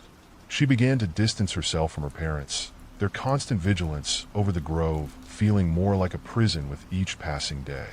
She wondered if they too had heard the voice, felt the call of the darkness that waited below, but she didn't dare ask, fearing what they might say. As weeks turned into months, Eleanor's curiosity grew stronger, an insatiable hunger that gnawed at her mind, filling her dreams with visions of the ancient force, its power vast and terrible. She began visiting the grove more often, always careful to avoid disturbing the stones, yet drawn irresistibly to the edge of the boundary, where the energy was strongest. Then, one stormy night, her curiosity got the better of her. The rain pounded against the cottage, the wind howling through the trees, shaking the walls with a force that seemed almost unnatural. Her parents were asleep, exhausted from a day of tending to the grove, and Eleanor knew this was her chance. She slipped out of bed, her footsteps silent as she crept through the house and out into the storm. The wind tore at her hair, the rain drenching her clothes as she made her way to the grove, her heart pounding with a mixture of fear and anticipation. When she reached the stone circle, she hesitated, her gaze fixed on the ancient tree, its twisted branches reaching toward the sky like claws. The voice echoed in her mind again, stronger now, more insistent. "Break the circle, Eleanor. Set me free, and I will grant you power beyond your wildest dreams." Her hands trembled as she reached for one of the stones, her mind racing with thoughts of what lay beneath, of the ancient power that pulsed through the grove, waiting to be unleashed. But just as her fingers brushed the stone, she heard another voice, a familiar voice, filled with desperation. "Eleanor, stop!" She turned, her heart pounding, to see her father standing at the edge of the grove, his face pale, his eyes wide with fear. "Don't do this," he pleaded, stepping toward her. "You don't know what you're dealing with. The grove, it isn't what you think." Her father's words cut through the haze of temptation, bringing her back to herself. She pulled her hand away, her mind clearing, the dark presence fading from her thoughts. "What is it?" she asked, her voice trembling. "What's down there?" Her father looked at her, his face filled with a sadness she had never seen before. "It's a curse," he said softly. "An ancient force bound to this place, a darkness that can never be set free. Our family, we're here to keep it contained, to protect the world from what lies beneath." Eleanor felt a chill run through her, the weight of her family's duty settling over her like a shroud. "But why us?" she whispered, her voice barely audible. Her father reached out, placing a hand on her shoulder. "Because we're the only ones who can bear it. The grove chose us, bound us to it, and if we fail, there will be no one left to stop what's coming." Eleanor nodded, understanding at last the true weight of her inheritance. She looked back at the stone circle, the ancient tree, and felt a surge of determination rise within her. She would not be like those who had come before, drawn to the darkness, seduced by its power. She would stand guard, as her parents had, as her ancestors had. Together, she and her father repaired the stones, their hands working in silence, their hearts heavy with the knowledge of what they protected. And as they finished, the grove fell quiet, the presence beneath retreating, its whispers fading into silence. From that night on, Eleanor took up the mantle of guardian, bound to the grove by blood and duty, a silent watcher over the ancient darkness. She knew that the force beneath would always be there, waiting, watching, whispering to those who dared to listen. But as long as she stood, the circle would hold, and the shadows of the grove would remain just that, shadows, forever bound by the ancient stones, forever contained within the depths of Castor's Hollow. And thus, the legend of the Reed family continued, a legacy of silence and shadows, of a duty that would pass from one generation to the next, binding each soul to the forgotten grove, where secrets slept beneath the earth, waiting for the day they might finally be set free. If you like the story, don't forget to subscribe and like the video. Let's begin the next story. Eleanor Reed grew into a steadfast guardian of the grove, her life a quiet vigil over the ancient stones and the dark presence beneath. She kept her nightly watch, feeling the weight of her ancestors' duty, her own resolve strengthening with each passing year. But as time went on, Eleanor sensed subtle changes, a shift in the energy of the grove, a quiet stirring beneath the roots that hinted at something long hidden coming closer to the surface. It began with small disturbances, faint cracks in the stones, whispers growing louder even in daylight, and shadows that lingered too long, twisting into strange shapes in her peripheral vision. She felt the presence beneath growing restless, its whispers more insistent, like a child shaking off sleep after centuries of waiting. Then, one autumn evening, Eleanor's solitude was broken by an unexpected visitor. A young woman arrived at the cottage, soaked from the rain, her face pale and her eyes wide with a fear that Eleanor recognized immediately. She introduced herself as Julia Reed, a researcher from a distant university, drawn to Castor's Hollow by tales of the grove, the family that guarded it, and the ancient power said to be contained there. "I read about your family in a book of local folklore," Julia said, her voice trembling as she sipped a cup of tea by the fire. "The story of Agnes Reed, of your ancestors, it's fascinating, and the way it connects to legends about ancient deities and nature spirits. It's unlike anything I've studied before."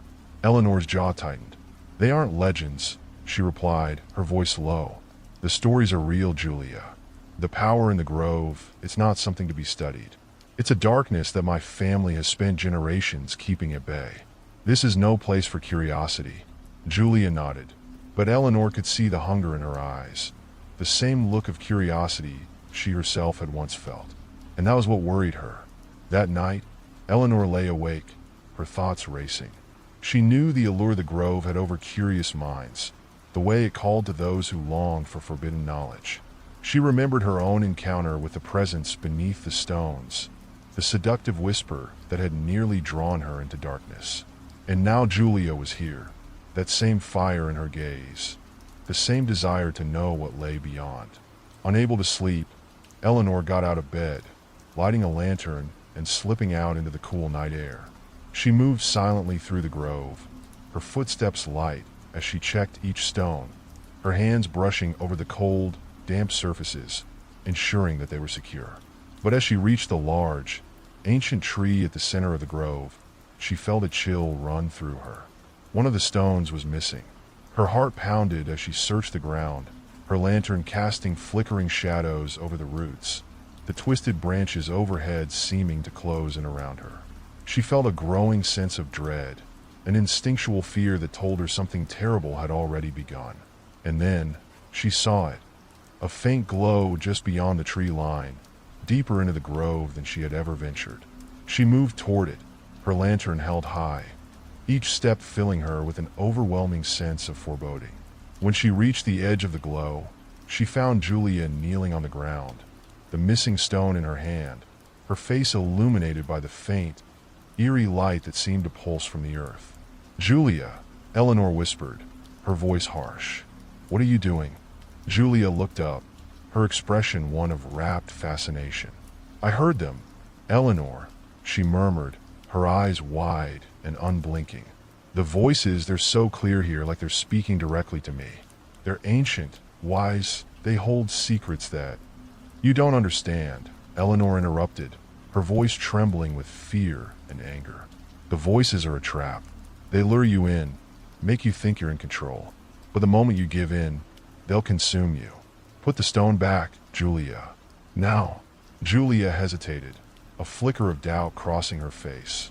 But the whispering grew louder, filling the air with a soft, rhythmic chant that seemed to echo from the very earth itself. Her grip on the stone tightened, her eyes distant, as if she were slipping into a trance. "Julia," Eleanor shouted, her voice breaking through the chant. "If you open this, you won't be able to close it. Whatever they promised you, it's a lie." Julia blinked, the trance breaking for a moment. She looked down at the stone in her hand, her expression uncertain. "But what if there's more to it, Eleanor? What if the power in the grove isn't just darkness? What if there's something older, something that could help us?" Eleanor shook her head, her voice filled with a bitter understanding. "My family has guarded this place for centuries. I know exactly what lies beneath, and it is not here to help. Please, Julia, put the stone back." Julia's face fell, her eyes clouded with disappointment. She looked down at the stone, her fingers trembling, but just as she seemed ready to place it back, the ground beneath them trembled, a deep, guttural rumble that echoed through the grove. The presence beneath was waking. A dark shadow rose from the earth, twisting and writhing, its form shifting like smoke, eyes glowing with a hungry light. Eleanor felt its gaze on her, a cold, suffocating weight pressing down on her chest, filling her with a dread unlike anything she'd ever known. "Julia," she whispered, barely able to speak. "Run." But Julia didn't move. She stood frozen, her eyes wide, her face pale, her body rooted to the ground as the shadow loomed over her, its form stretching, coiling around her like a living thing. The whispers grew louder, more frenzied, filling the air with a chaotic chant that drowned out all other sounds. Eleanor tried to move, but the presence held her in place, its grip tightening, pulling her thoughts into a spiral of fear and confusion. She could feel it reaching into her mind, probing her memories, searching for a way to break free. But then, somewhere deep within her, she found a spark of resistance, a memory of her family, of her ancestors who had fought to keep this darkness contained. She summoned every ounce of strength she had, breaking free from the shadow's hold, her hand reaching out for Julia. "Put the stone back," she shouted, her voice raw with desperation. Julia blinked, the trance breaking once more. She looked down at the stone, her expression filled with fear and regret. With a trembling hand, she placed it back in the circle, completing the boundary. The shadow let out a furious howl, its form twisting, dissolving, as the stone's energy surged, sealing the presence back into the earth. The whispers faded, the shadows retreating, the grove falling silent once more. Julia collapsed to the ground, her body shaking, her face pale. Eleanor knelt beside her, placing a comforting hand on her shoulder. You saved me," Julia whispered, her voice filled with gratitude and horror. "I didn't realize. I thought." Eleanor shook her head, her expression grave. "The grove is ancient, Julia. It holds secrets, yes, but some secrets are better left buried." Julia nodded, understanding now the true weight of the grove, the danger that lay beneath its roots. Together, they walked back to the cottage, their footsteps silent, their minds heavy with the knowledge of what they had faced. From that night on, Julia stayed in Castor's Hollow, joining Eleanor in her vigil over the grove, bound by the same duty, the same understanding of the darkness they guarded. They became silent watchers, their lives intertwined by the secrets of the forest, the ancient power that lay beneath, waiting, watching, forever bound by the stones that kept it at bay. And though they kept their watch with unyielding dedication, they both knew that one day, someone would come along who wouldn't listen to the warnings, who wouldn't understand the true nature of the whispers beneath the earth. And when that day came, the presence would be ready, waiting to break free once more. For in Castor's Hollow, the grove is never truly silent, and those who guard it live with the constant, chilling knowledge that the ancient darkness beneath is patient, and it will never stop waiting. If you like the story, don't forget to subscribe and like the video. Let's begin the next story. Years passed quietly in Castor's Hollow, with Eleanor and Julia keeping vigilant watch over the grove. Together, they formed an unbreakable bond, a partnership strengthened by the weight of their shared duty. The townspeople saw them as a strange pair, often whispered about in local legends and fireside tales. But Eleanor and Julia didn't mind. They knew the truth behind those stories and accepted their roles as the guardians of the grove. However, despite their careful watch, Eleanor began to sense a shift, an unsettling presence that grew stronger as each season passed. The whispers were louder, even during the day, seeping into the cottage walls and drifting through the trees like a living thing. Shadows danced more boldly at dusk, stretching across the grove with a strange, predatory intent. And Eleanor felt a foreboding chill, an instinctual warning that something was coming. One late autumn evening, as the first hints of winter clung to the air, Eleanor and Julia were preparing for their nightly rounds in the grove. Eleanor, now in her 50s, moved slower than she once had, the years of watchful nights and the weight of her duty pressing down on her. But Julia, always at her side, had become the steadier of the two, her resolve unwavering despite the deepening darkness around them. They walked into the grove, lanterns casting faint, flickering light across the ancient trees and twisted roots. The stone circle loomed ahead, each stone worn by time, but firm in its place. But tonight, a strange fog had settled over the grove, swirling around the circle, making the air thick and cold. "Do you feel that?" Julia whispered, her voice barely audible. Eleanor nodded, her eyes narrowing as she scanned the shadows. "It's stronger tonight, more insistent, almost hungry." They stepped forward, but just as they reached the circle, a sound stopped them in their tracks. It was faint at first, a soft rustling, like footsteps through fallen leaves. But it grew louder, the sound of something moving, drawing closer from deeper within the grove. "Stay behind me," Eleanor murmured, raising her lantern. But before they could react, a figure stepped into the circle of light. A young boy, no more than 12, his face pale and expression blank. He wore old-fashioned clothes, tattered and frayed, his hair damp and clinging to his face. His eyes were wide, unblinking, staring at them with an intensity that made Eleanor's heart skip. "Who are you?" Julia asked, her voice soft but trembling. The boy tilted his head, his gaze fixed on them with an unnerving stillness. "I'm part of the Grove," he said, his voice a hollow echo that didn't seem to belong to him. "I was forgotten, left here when the first stone was placed." Eleanor's heart raced as she realized what he was implying. He wasn't just a boy. He was part of the darkness, a remnant of something ancient that had been bound to the Grove. "Why are you here now?" Eleanor asked, her voice steady despite the fear twisting in her chest. The boy's face softened, his eyes taking on a sad, almost pleading expression. "Because it's waking up. The roots are breaking. The stones are weakening. And I was sent to warn you." Julia took a cautious step forward, her eyes filled with a strange compassion. "What is it that's waking? Is there anything we can do to stop it?" The boy shook his head, his expression darkening. "It's the oldest part of the Grove, something that can't be contained forever. The stones only delayed it, but now it knows. It knows you're here." Eleanor exchanged a look with Julia, a shared understanding passing between them. They had known this day might come, but the reality was far more terrifying than they'd imagined. "What does it want?" Eleanor asked, her voice barely a whisper. The boy's gaze shifted to the ground, his face twisting with fear. "It wants freedom, and it needs a guide, someone to take its place in the Grove, so it can roam beyond the trees." The words hung heavy in the air, a chilling ultimatum that filled Eleanor with a sense of impending doom. She understood now. The presence beneath the Grove wasn't just a mindless darkness.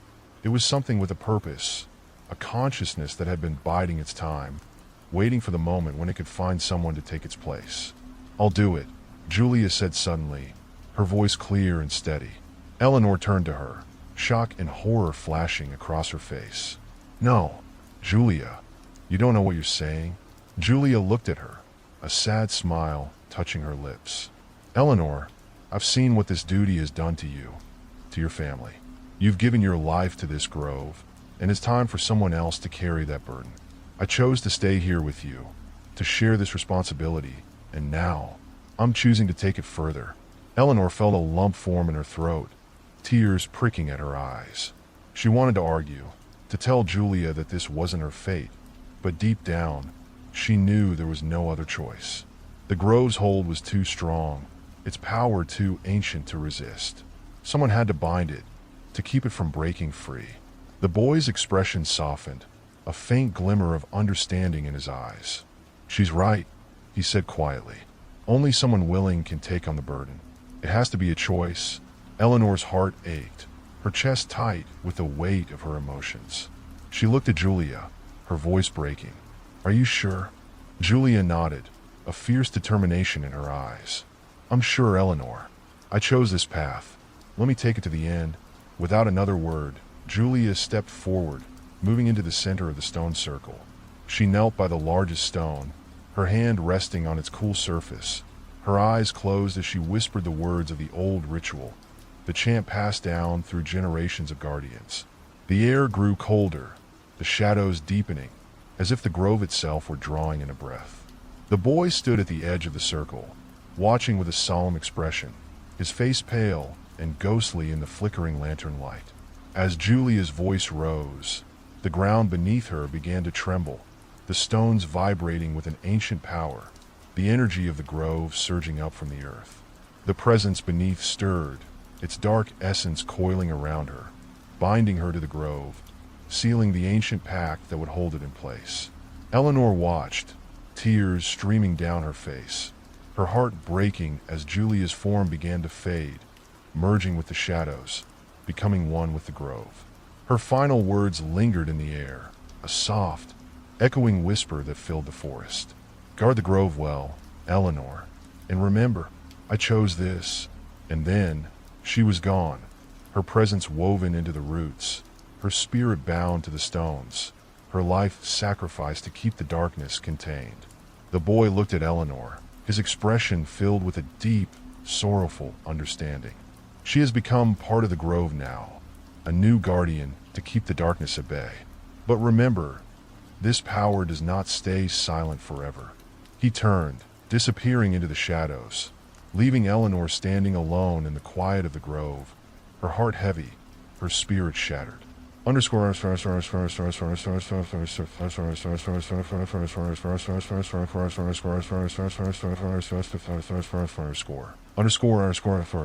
underscore.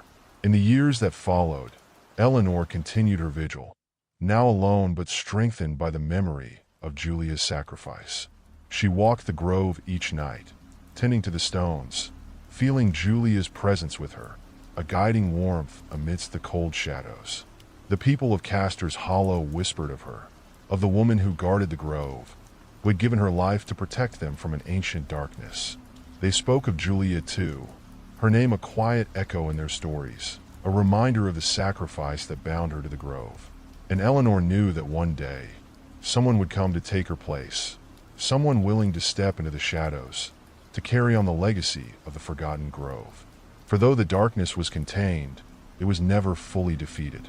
It would wait, watching, whispering, ready to rise again when the stones grew weak, when the guardianship passed to new hands. And so the legend of the grove endured, a story of sacrifice, of shadows and whispers, of an ancient pact that bound souls to the earth, forever watching, forever waiting, until the end of time. If you like the story, don't forget to subscribe, and like the video. Let's begin the next story. Castor's Hollow had all but forgotten the names of Eleanor and Julia, the guardians who had given their lives to the grove. But the townspeople still warned their children never to venture into the ancient forest alone, and they kept alive the old tales of a place where shadows moved, where the very air pulsed with an ancient, watchful presence. The legend of the grove remained, even as the memories of its guardians faded into the mist. Years later, a young man named Isaac Reed arrived in Castor's Hollow, carrying a worn, handwritten journal and a heavy heart. He was Eleanor's grandson, and though his parents had tried to shield him from the stories, he'd grown up hearing whispers of the family's strange duty. After finding Eleanor's journal hidden away in his family's attic, he knew he couldn't ignore his legacy any longer. The journal spoke of guardianship, of sacrifice, of a darkness contained by blood and stone. Isaac hadn't come to Castor's Hollow to fulfill his family's legacy, however. He came to escape his life, hoping that by seeing the place for himself, he might shake the strange, unsettling dreams that had haunted him since he was a child. Dreams of twisted trees, dark whispers, and a grove that seemed to breathe with an ancient, pulsing life. But on the first night he set foot in the Reed cottage, the dreams returned with a force that left him breathless. In the dream, he was standing in the grove, the moon casting an eerie glow over the trees. The stone circle lay before him, and within it a figure stood, her face hidden in shadow, her voice a soft whisper that seemed to seep into his bones. "It's waiting, Isaac. The grove remembers, it remembers you." He woke with a start, his skin damp with cold sweat, the echo of the whisper lingering in his mind.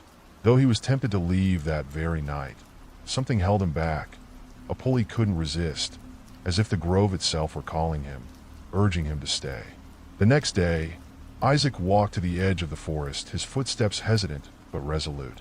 The townspeople watched him with wary eyes, their faces a mix of pity and fear. They knew who he was, knew the weight he carried, even if he didn't yet understand it fully. As he entered the grove, the air grew colder, thick with the scent of damp earth and decaying leaves. The trees loomed above him, their branches twisted into unnatural shapes, their roots winding across the ground like the veins of some great, sleeping creature. He felt a strange energy in the air, a hum that seemed to vibrate through the very earth.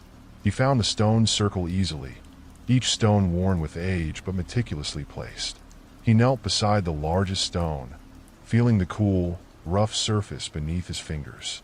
The silence around him was profound, pressing in on him, filling his mind with a strange, familiar dread. And then, from the shadows, a figure emerged. It was a woman, her face pale and hollow-eyed, her expression a mixture of sorrow and determination. He recognized her immediately from the photos he'd seen in the journal. It was Julia, the woman who had chosen to stay and guard the grove beside his grandmother.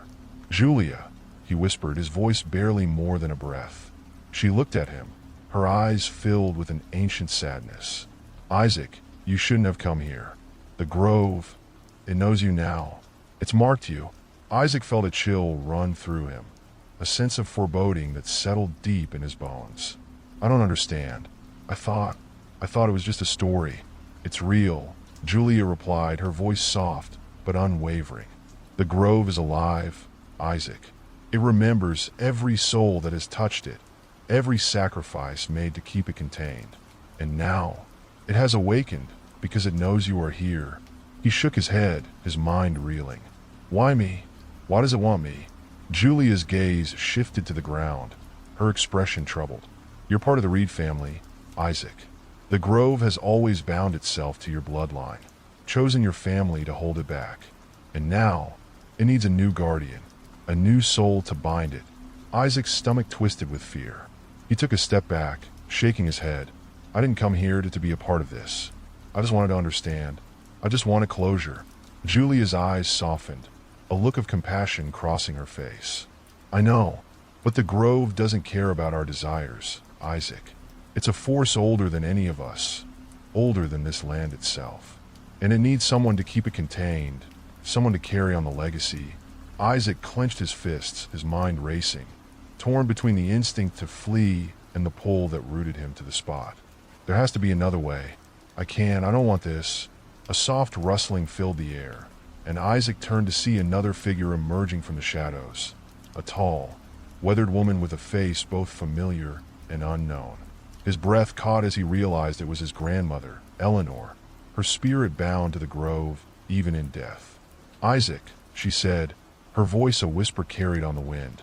You don't have to choose now. The grove will wait, but it will always call you back. It will haunt your dreams. It will follow you until you return.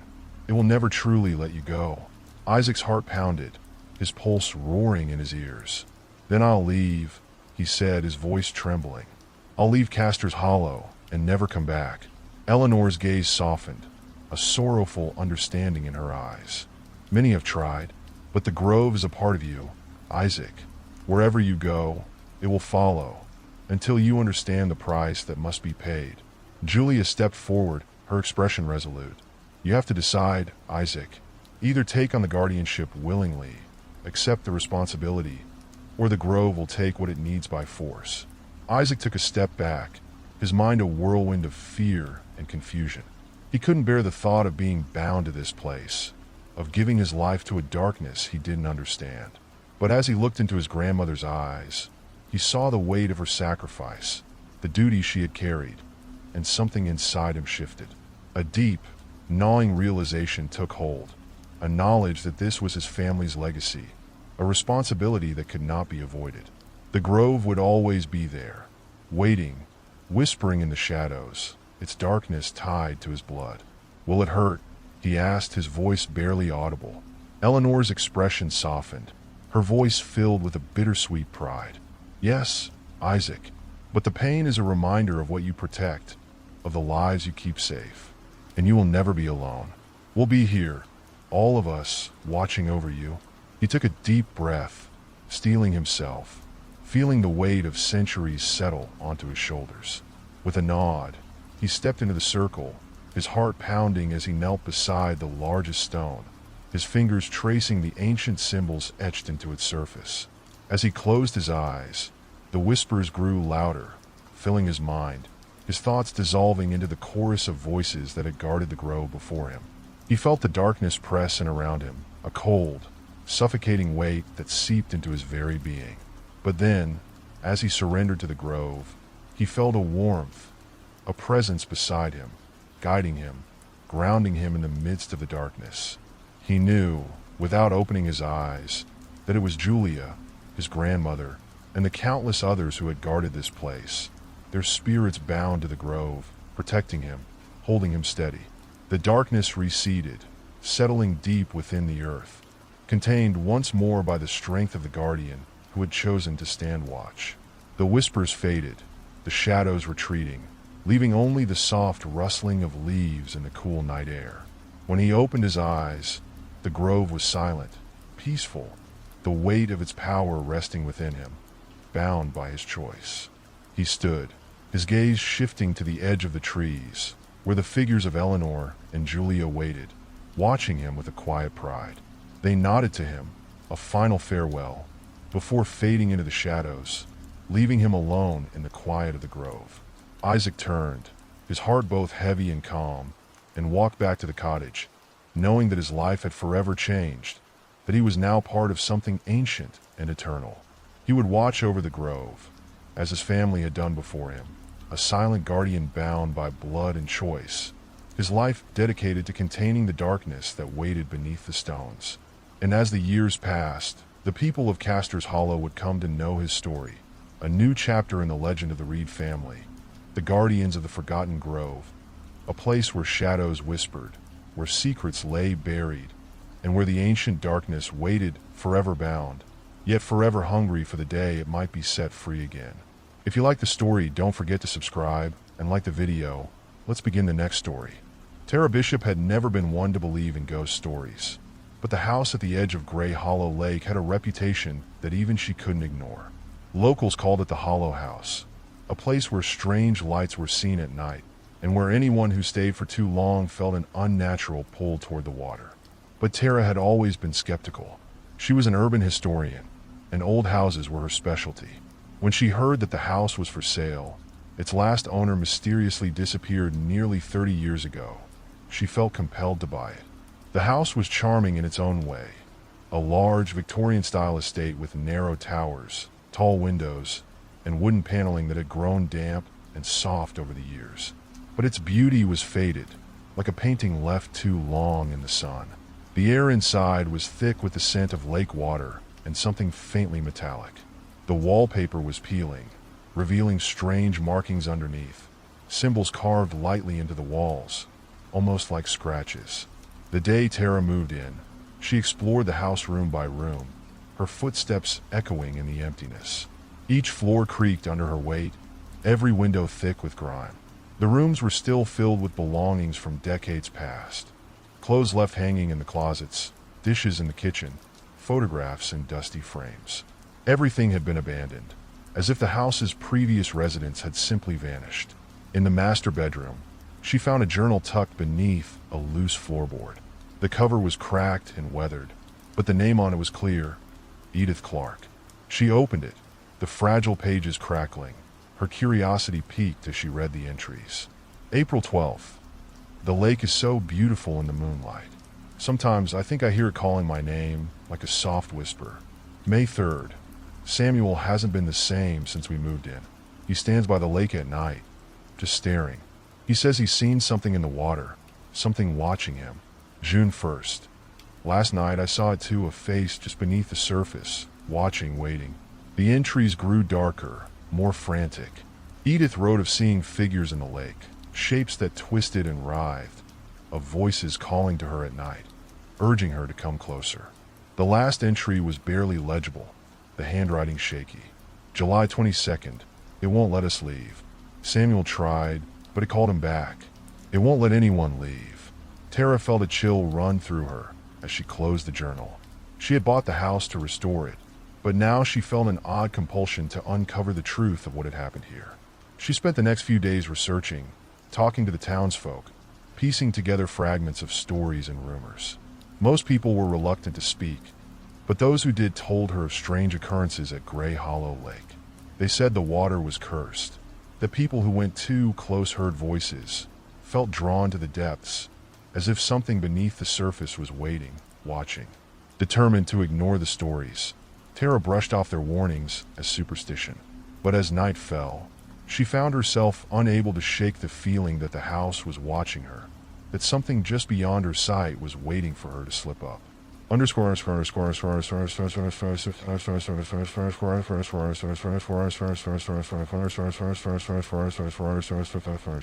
Underscore. On her third night in the house, Tara was jolted awake by a soft humming. At first, she thought it was the wind moving through the trees, but the sound was too rhythmic, too deliberate, like a song half remembered. She got out of bed, her bare feet silent on the cold wooden floor, and followed the sound down the hallway, her heartbeat quickening with each step. The humming led her to the old nursery, a small room with faded wallpaper and a broken rocking chair. She froze in the doorway, her eyes fixed on the window. There, in the moonlight, she saw something glinting just beyond the glass, a figure standing by the lake, half hidden in the mist. It was barely more than a shadow, its form indistinct, but she could feel its eyes on her, could sense its silent, waiting presence. The figure turned slowly, moving toward the water, and without thinking, Tara found herself following, her mind clouded, her thoughts blurring as if in a trance. As she reached the edge of the lake, the air grew thick, the world around her dimming until all she could see was the dark, rippling surface of the water. She felt a strange pull, a compulsion to step closer, to lean down and look into the depths. The reflection staring back at her wasn't her own. It was a pale, wide-eyed face with dark, sunken eyes, watching her with an intensity that made her breath hitch. "You can't leave," a voice whispered, soft and insistent, echoing from somewhere beneath the water. "You belong to the lake now." The voice was followed by others, a chorus of whispers filling her mind, blending together in an incomprehensible hum that made her head throb. She stumbled back, her heart racing as the face in the water shifted, becoming twisted, monstrous, its mouth stretching into a grin that didn't reach its eyes. Panicked, Tara turned and ran back to the house, slamming the door behind her, her chest heaving as she leaned against the wall. The house was silent, the only sound her own ragged breathing, but she couldn't shake the feeling that she wasn't alone. The next morning, she awoke to find muddy footprints leading from the lake to her bedroom, the faint outline of bare feet imprinted on the wooden floor. She shuddered, feeling the weight of the lake's presence pressing down on her, a silent reminder that she was not free to leave. Desperate for answers, she returned to the journal, flipping through the pages until she found a section she had missed the first time. It was filled with strange symbols, drawings of faces with wide, hollow eyes, their mouths open in silent screams. Beneath one of the drawings, Edith had written, "The lake is alive. It sees, it waits, and it wants us.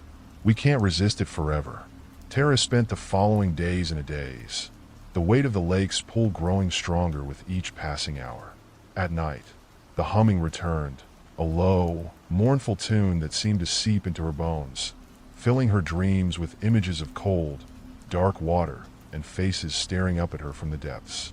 One evening, unable to resist the pull any longer, she found herself back at the lake's edge, the moon casting a faint glow over the still water. She knelt, her fingers brushing the surface, the cold seeping into her skin, and as she stared into the water, she saw them, the faces of those who had come before her, their eyes wide, mouths open in silent screams, their expressions frozen in eternal horror. The whispers grew louder, filling her mind, pressing against her thoughts until she felt she might drown in them. She tried to pull away, but her reflection was different now. It looked back at her with a dark, hollow gaze, its mouth moving, forming words she couldn't hear, but somehow understood. "Join us." She felt herself leaning forward, the water lapping against her wrists, pulling her in. She wanted to scream, to fight, but the lake's hold was too strong. She felt its cold, unyielding presence pressing down on her, pulling her deeper, her body sinking into the dark, icy water, the faces below reaching up to welcome her. The last thing she saw before the darkness swallowed her was her own reflection, smiling back at her with empty eyes.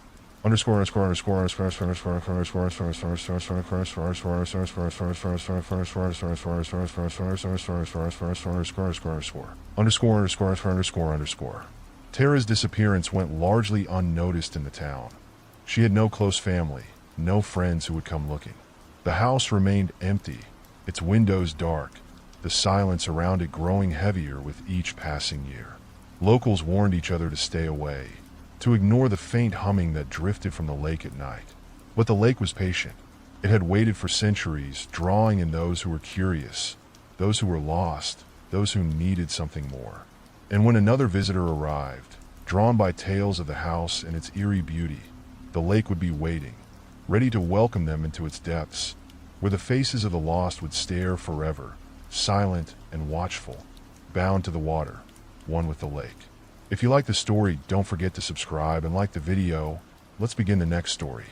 The hollow house sat untouched for years, its walls slowly succumbing to decay, its windows clouded with dust and grime. Locals grew used to passing by without a second glance, treating it as part of the landscape, something to be avoided. But the lake? The lake was a different story.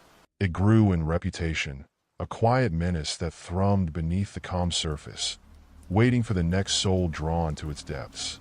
It was on one crisp October evening that Leah Weston arrived in Gray Hollow. She was a photographer, known for capturing abandoned places, lost histories, and ruins overtaken by nature. When she heard about the hollow house, she couldn't resist the pull of another forgotten relic. She set up in town, renting a small cabin nearby, planning to spend a few days exploring the house and its surroundings, gathering images and stories for her portfolio. Her first night, she heard the locals whispering at the inn about the lake and the stories surrounding it. They spoke of people who'd gone missing, of strange sounds at night, and of faces seen just below the surface of the water.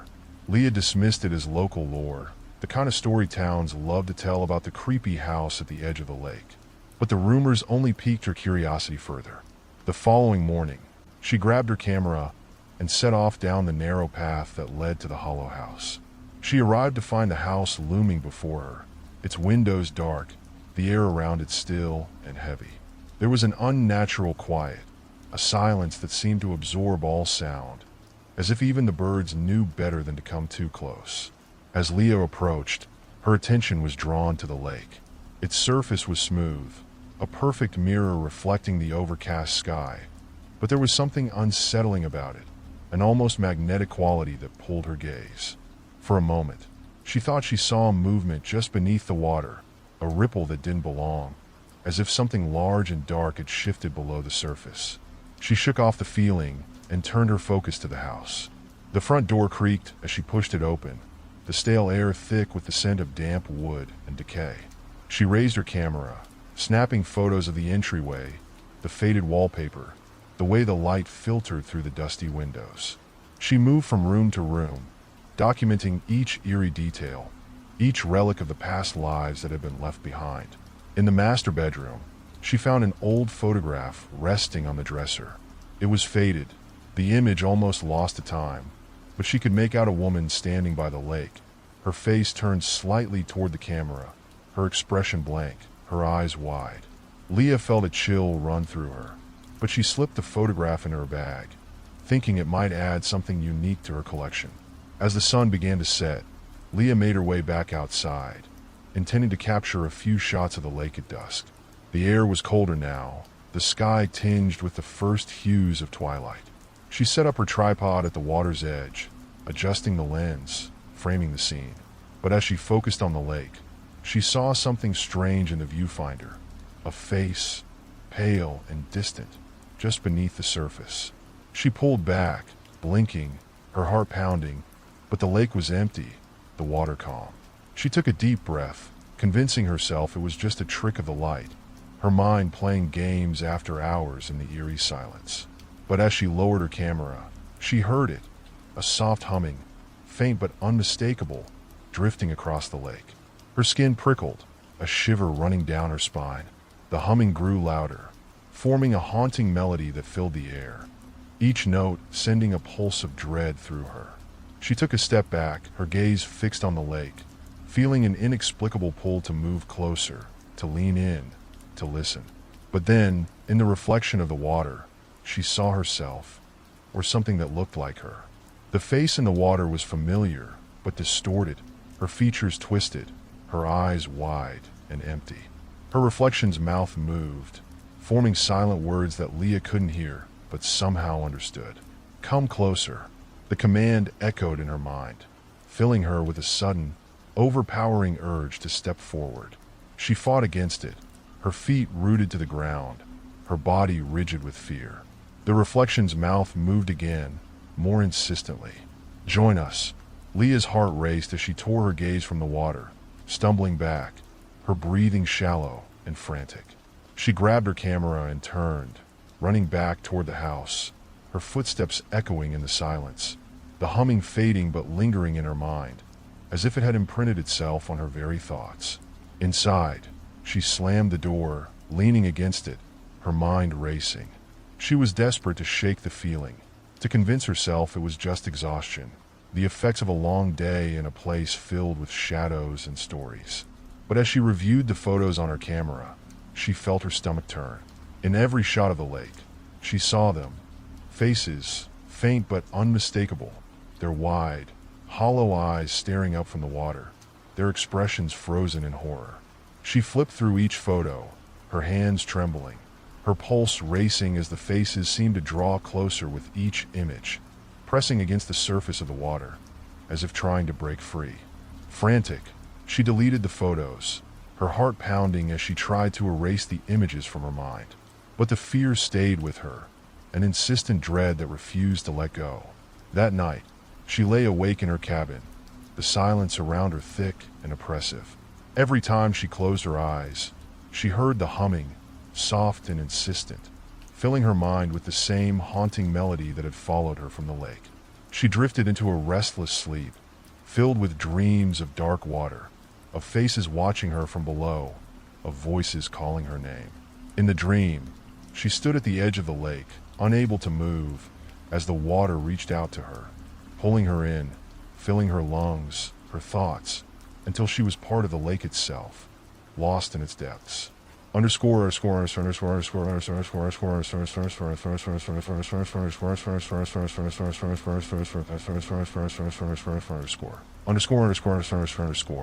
The next morning, Leo awoke with a heavy sense of dread. She knew she should leave, that something was very wrong with the lake and the house. But as she packed her things, she felt the same strange pull, a compulsion to return to the lake one last time, to understand what had happened, to put her mind at ease. Against her better judgment, she walked back to the hollow house, her footsteps slow and hesitant. The lake was calm, its surface reflecting the gray morning sky, but the air felt thick, as if charged with something unseen. She approached the water's edge, her gaze fixed on the rippling surface, waiting, watching. The humming returned, soft and luring, a familiar tune that filled her mind, drawing her closer. She knelt by the water, her fingers grazing the surface, and as she looked down, she saw the faces again, clearer than before, their eyes wide, mouths open in silent screams. She couldn't look away, her mind sinking into the lake's depths, the voices blending into a single, overpowering whisper. "We are waiting, join us." The words filled her thoughts, the pull too strong to resist, and before she knew it, she was stepping into the water, the cold seeping through her clothes, her feet sinking into the soft, muddy bottom. The faces below grew closer, their expressions twisted with fear and desperation, as if warning her to turn back, to flee. But she couldn't stop. The water rose around her, its chill wrapping around her like a shroud, pulling her deeper with each step. Her mind clouded, her vision blurring, until all she could see were the faces. All she could hear was the humming, the voices blending into a final, chilling whisper. "You belong to us now." As the water closed over her, Leah felt herself sinking, her body heavy, her mind slipping into darkness. She saw the faces surrounding her, welcoming her into the lake's depths, their eyes empty, their mouths moving in silent screams that would echo forever in the silence beneath the water. And then there was only stillness. Underscore.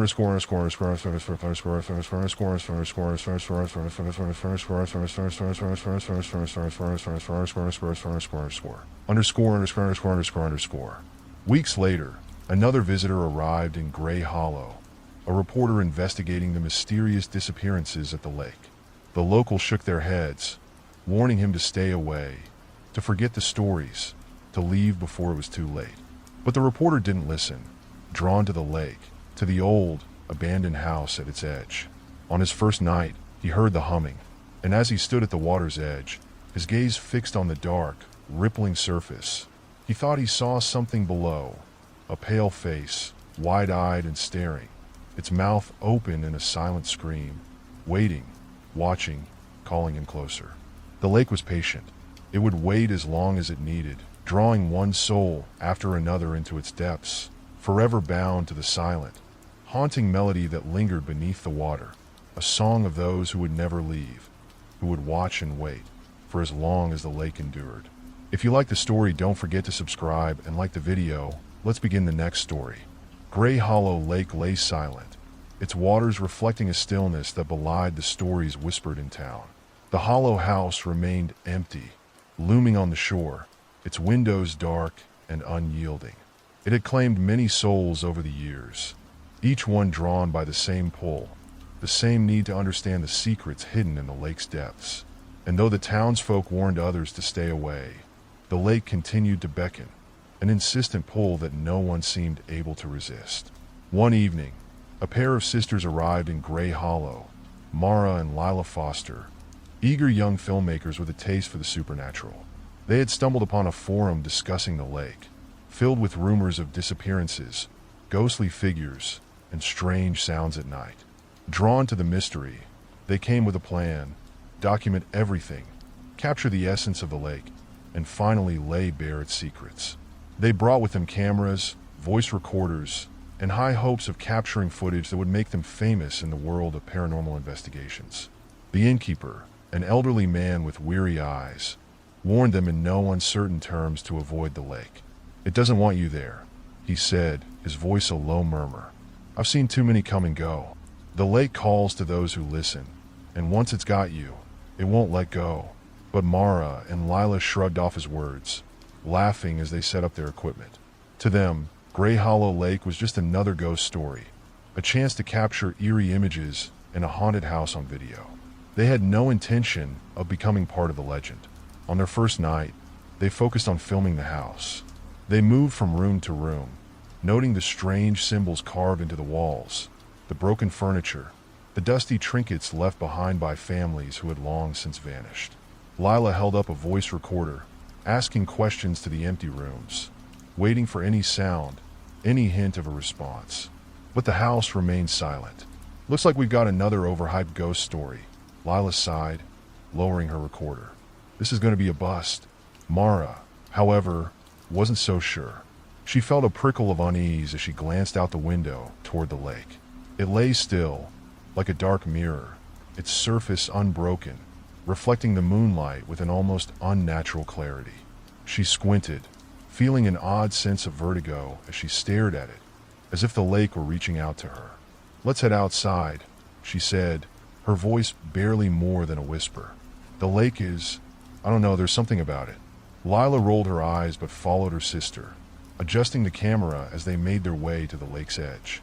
The air grew colder as they approached, a biting chill that settled over them, pressing in like an unseen weight. Mara raised her camera, capturing the stillness of the lake, its dark surface unmarred by ripples. She zoomed in, and there, just beneath the surface, she saw it, a pale shape, shifting in the water, too faint to make out but undeniably there. "Did you see that?" she whispered, glancing at Lila. Lila peered at the viewfinder, frowning. "It's probably a fish. This place is supposed to be creepy. It's easy to start seeing things." But Mara couldn't shake the feeling that she was being watched. The shape drifted beneath the water, drawing closer, becoming clearer until she could make out the edges of a face, the hollow gaze of eyes staring up at her, their expression unreadable. She gasped, stepping back. "Lila, it's a face. Look, there's someone in the water." Lila looked again, her eyes narrowing. She leaned in, focusing the camera, trying to capture the figure before it vanished. But as she did, a soft humming filled the air, a low, haunting melody that seemed to come from everywhere and nowhere, echoing across the lake. The sisters froze, their eyes locked on the water, the haunting tune seeping into their minds, filling them with an inexplicable dread. The lake seemed to pulse with the melody, each note vibrating through the earth beneath their feet, resonating in their bones. "Mara, I think we should go back," Lila whispered, her voice shaky. But Mara was transfixed, her gaze fixed on the figure beneath the water. The face was clearer now, a pale, wide-eyed figure whose mouth moved silently in sync with the humming, its eyes empty and unblinking. The longer she stared, the stronger the pull became, a compulsion urging her to step into the lake, to reach for the figure, to join it. "We can't leave yet," Mara replied, her voice distant. "We came to understand. This is what we were looking for." Lila grabbed her arm, shaking her. "Mara, snap out of it. We're leaving. Now." The humming grew louder, insistent, its melody wrapping around them, filling their minds, pushing away all other thoughts.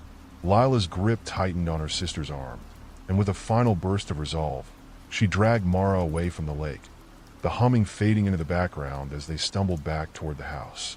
Inside, they slammed the door, breathing heavily, the chill of the lake still clinging to them. Mara sat on the floor, staring at her hands, her skin tingling as if it had been submerged in freezing water. She felt disoriented, lost, her mind clouded with fragments of memories that didn't belong to her. Lila tried to calm her, but her own fear was palpable. She kept glancing toward the window, half expecting to see the figure from the lake staring back at them. "We should leave," Lila said finally, her voice barely above a whisper. "Whatever that was, it's not safe here." But Mara shook her head, her gaze distant. "We can't leave. Don't you feel it, Lila? The lake, it's like it's calling us back. There's something down there, something we're meant to find." Lila stared at her sister, fear flashing in her eyes. "This isn't you, Mara. Listen to yourself. We need to get out of here before it gets worse." But Mara was already lost in her own thoughts, her mind filled with the melody, the figure's empty gaze, the pull of the lake's depths. She couldn't shake the feeling that she was connected to it, that she had to understand what lay beneath the water. That night, as Lila slept fitfully on the couch, Mara found herself drawn back to the lake.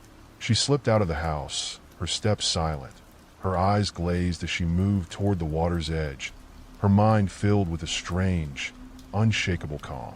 The lake was waiting, its surface smooth, the figure just beneath, its hollow eyes watching her, its mouth moving in time with the haunting melody that filled her mind. Without hesitation, she stepped into the water, the cold wrapping around her like a shroud, pulling her deeper with each step. As the water rose around her, she felt herself sinking, her body growing heavy, her mind slipping away. The faces beneath the water grew clearer, surrounding her, their expressions a mixture of horror and acceptance, their eyes empty, their mouths forming the same silent words. "Join us." The voices filled her thoughts, pulling her under, their cold, relentless grip binding her to the lake, drawing her into the darkness.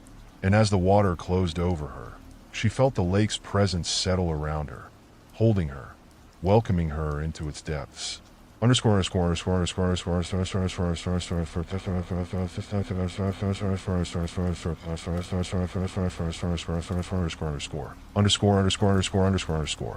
Lila woke to find Mara gone, the door open, the faint sound of humming drifting in from the lake. She ran to the water's edge, her heart pounding as she called her sister's name, her voice echoing across the silent water. But the lake remained still, its surface unbroken, reflecting only the pale light of dawn. Desperate, Lila plunged into the lake, calling for Mara, her voice growing hoarse, her body trembling with fear. But there was no sign of her, only the cold, dark water stretching out beneath her, silent and unyielding. As she turned to leave, defeated, her gaze fell on the surface of the lake, and there, staring back at her, she saw her sister's face, pale, wide-eyed, her mouth open in a silent scream, her expression frozen beneath the water. Lila stumbled back, her heart breaking as she realized the truth. Mara was gone, claimed by the lake, bound to its depths, just like those who had come before. She left Gray Hollow that day, haunted by the memory of her sister's face, the humming still lingering in her mind, a melody she would never forget. She warned others to stay away, to leave the lake and the hollow house to their silence. But she knew that some would still come, drawn by the same pull, the same need to understand. And as she drove away, she couldn't shake the feeling that she hadn't truly left the lake behind, that part of her was still there, bound to the water, her sister's face forever watching, waiting. The lake was patient. It would wait for the next visitor, the next soul drawn to its depths, ready to welcome them into its eternal, silent song. If you like the story, don't forget to subscribe and like the video. Let's begin the next story. Gray Hollow Lake lay undisturbed beneath the pale morning sky, its waters quiet and still, as if no one had ever vanished beneath its surface. But those who had dared to look close enough, those who had felt the pull of the hollow house and its eerie reflection on the lake, had never truly left. Lila's warnings to avoid the lake became a whispered legend, passed along to anyone curious enough to ask. But the lake had patience, an ancient, relentless patience, and it knew that in time, someone else would come. 3 years after Mara disappeared, a man named Oliver Clark arrived in Gray Hollow. He was an investigator specializing in haunted spaces, hired by Lila herself as a last, desperate measure. She hadn't been back to the lake, but she couldn't let go of the feeling that her sister was still there, trapped, waiting for someone to bring her back. Oliver was her last hope, though she couldn't shake the feeling that she might regret it. When he arrived, Oliver didn't find Gray Hollow particularly eerie or foreboding. The lake looked like any other lake, and the house, dark and worn down, sure, held none of the ominous atmosphere he'd come to expect from places where strange events unfolded. He'd visited countless sites, each with its own reputation for hauntings, mysteries, and disappearances, but the Hollow House felt oddly quiet. But on his first night, the lake came alive. The sun had just dipped below the horizon, casting a dim glow over the water, and Oliver stood at the edge of the lake, recording notes on his audio device. He observed the stillness, noting the complete lack of sound. No birds, no frogs, just a thick, heavy silence. He was about to head back when he heard it, a soft humming, faint and distant, drifting across the water. He paused, turning toward the lake, his eyes scanning the darkening surface. The humming grew louder, weaving itself into a melody that seemed almost familiar, yet disturbingly unplaceable. He listened, transfixed, feeling a strange weight settle over him, like a hand pressing down on his chest. He took a step closer to the lake, the water glistening in the fading light. And then he saw her, a woman standing waist deep in the lake, her hair dark and wet, her face turned toward him. She was barely more than a shadow, but he could make out her wide, hollow eyes, her expression caught somewhere between longing and despair. "Who are you?" he called, his voice breaking the silence. The woman's mouth moved, forming words he couldn't hear. But the humming grew louder, filling his mind, drowning out his thoughts. He felt a compulsion to step closer, his feet moving of their own accord, his body leaning toward the water, as if pulled by an invisible force. He blinked, shaking his head, fighting against the pull. He forced himself to look away, stumbling back, his heart pounding as the humming faded, replaced by the quiet lap of water against the shore. When he looked back, the figure was gone, leaving only the lake's still, empty surface. That night, as he lay awake in his room at the inn, the memory of the woman haunted him. Her face, her hollow eyes, the way she'd looked at him as if begging for release. He couldn't shake the feeling that she'd been real, that she'd needed him to see her, to hear her. The hum lingered in his mind, threading through his thoughts, filling his dreams with images of dark water and pale, reaching hands. Underscore.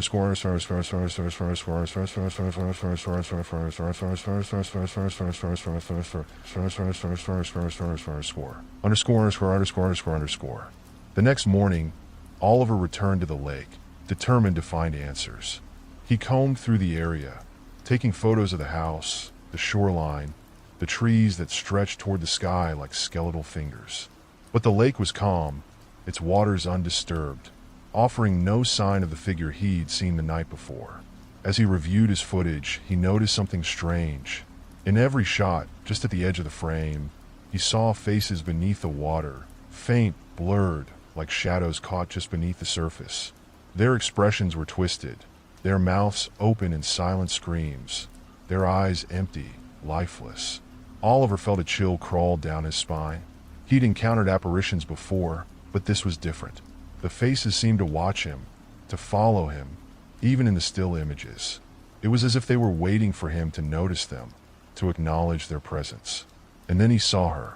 In the final frame, captured just before he turned off the camera, he saw the woman again, her face clearer, her eyes wide, her mouth forming silent words.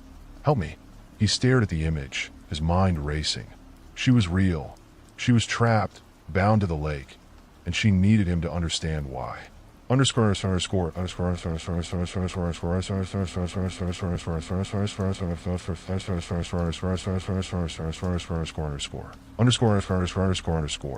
That night, Oliver returned to the lake, his flashlight cutting through the darkness, his heart pounding as he approached the water's edge. The air was thick with an unnatural silence, the weight of it pressing down on him, filling his thoughts with a growing dread. He stood at the shore, calling out into the darkness, hoping to reach the woman he'd seen. "Mara," he called, repeating the name Lila had given him. "Are you here?" The silence deepened, stretching out, heavy and tense. And then, slowly, the humming returned, drifting across the water, soft at first but growing louder, filling the air with a haunting melody that seemed to vibrate through his bones. The lake began to ripple, small waves forming on its surface, and then he saw them, faces, dozens of them, rising just beneath the water, their eyes fixed on him, their mouths open in silent screams. The figures drifted closer, their faces twisting, contorting, as if trapped in a state of perpetual terror. And at the center of them all, he saw her, Mara, her face pale and wide-eyed, her gaze locked onto his, her expression pleading, desperate. "Help us," her voice echoed in his mind, the words forming in sync with her lips. "We're trapped. The lake won't let us go." Oliver felt an overwhelming urge to reach out, to touch the water, to pull her back. He took a step forward, his hand hovering over the surface, the cold radiating through his skin, filling him with a strange, numbing calm. But as his fingers grazed the water, a voice cut through his thoughts, a different voice, cold and relentless, filling his mind with an ancient, malevolent presence. "She belongs to me." The voice reverberated through him, the weight of it crushing, suffocating, filling him with a dread he couldn't describe. He pulled his hand back, stumbling away from the shore, his breath coming in ragged gasps. The figures in the lake began to sink, their faces fading, their eyes empty, as if resigned to their fate.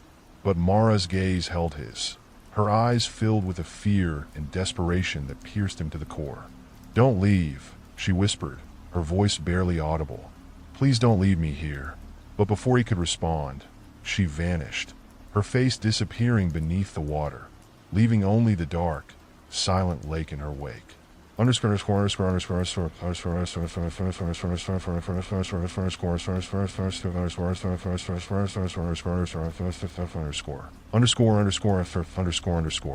The following days were a blur for Oliver. He couldn't shake the memory of Mara, her voice, the way she'd looked at him, begging for help. He spent every waking moment researching, trying to find any reference to the lake, to the house, to the strange pull that held them all in its grasp. What he discovered was worse than he could have imagined. Grey Hollow Lake had been the site of an ancient ritual, a binding ceremony meant to contain a spirit older than the land itself. The locals had once known it as the Dweller, a force that fed on souls, drawing them into the water, trapping them beneath the surface as part of its collection. The ritual had been passed down through generations, each one binding the spirit, keeping it contained, but over time, the memory of the ritual had faded, leaving the lake vulnerable, its presence growing stronger with each passing year.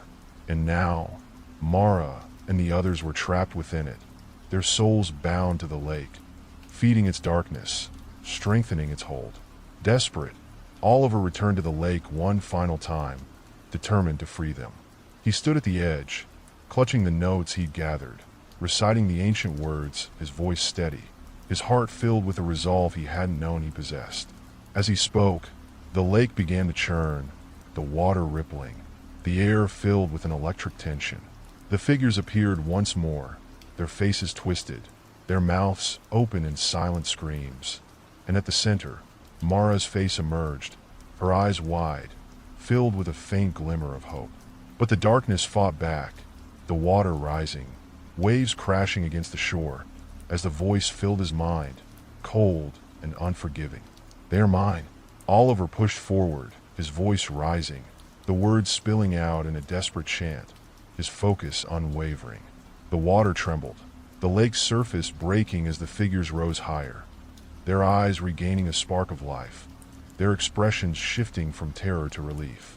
With a final surge of energy, Oliver completed the ritual, his voice echoing across the lake, the ancient binding words sealing the spirit, forcing it back into the depths, releasing its hold on the souls it had claimed. The figures faded, their faces softening, their eyes closing in peace.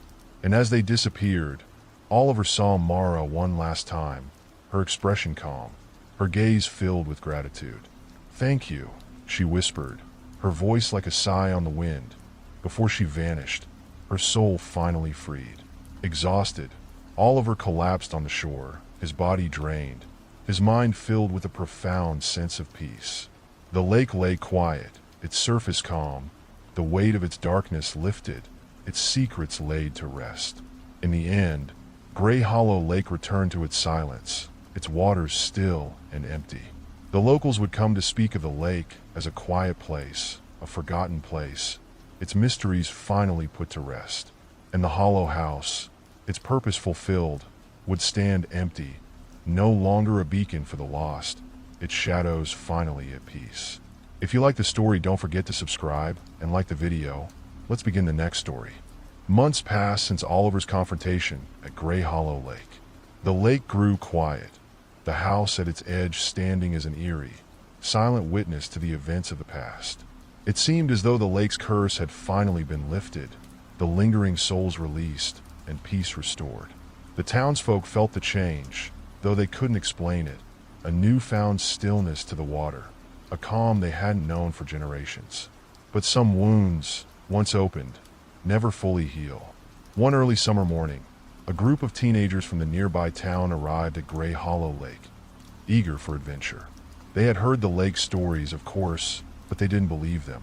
To them, the lake and the old Hollow House were just another place to explore, a forgotten relic that offered an escape from the boredom of their small town.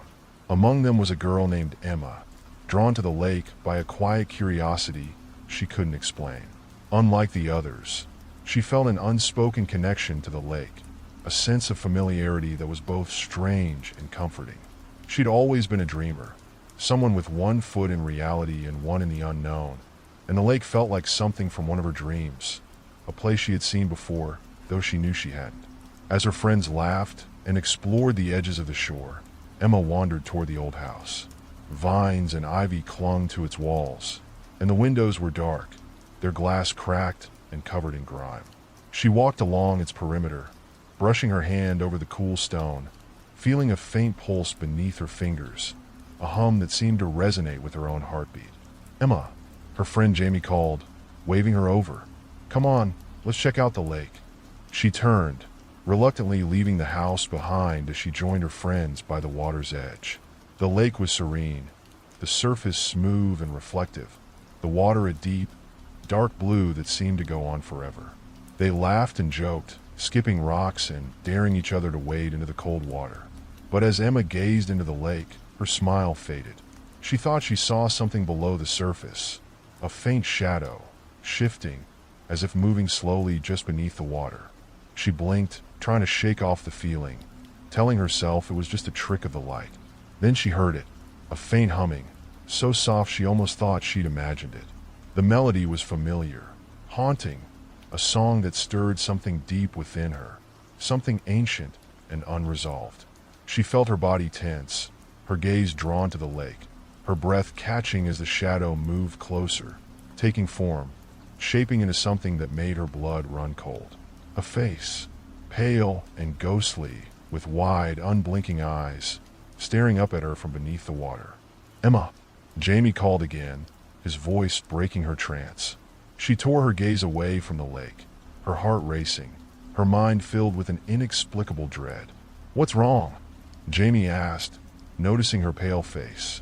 She shook her head, forcing a smile. "Nothing. I think I'm just tired. But as the day wore on, she couldn't shake the image of the face beneath the water, its empty gaze, its silent call. She felt it pulling at her, a quiet whisper that lingered in the back of her mind, filling her thoughts with fragments of dreams she didn't remember. Underscore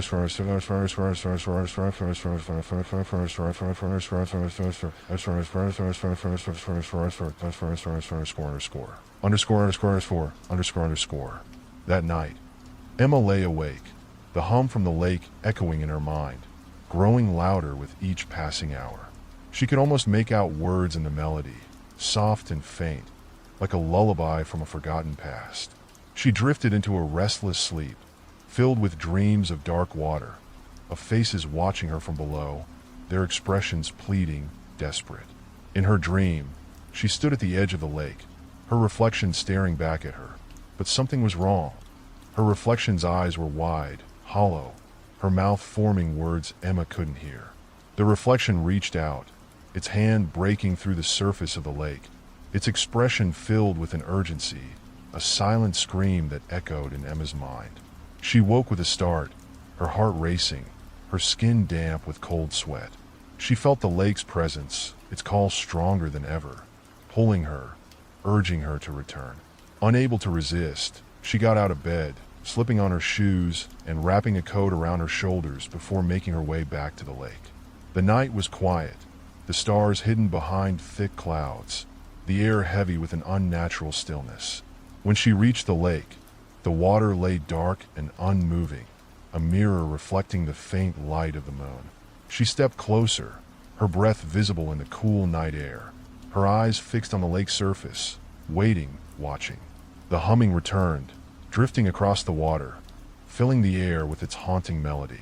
She felt her body tense, her pulse quickening as the shadows below the water began to shift, the faint outline of faces emerging, their eyes wide, their mouths open in silent screams.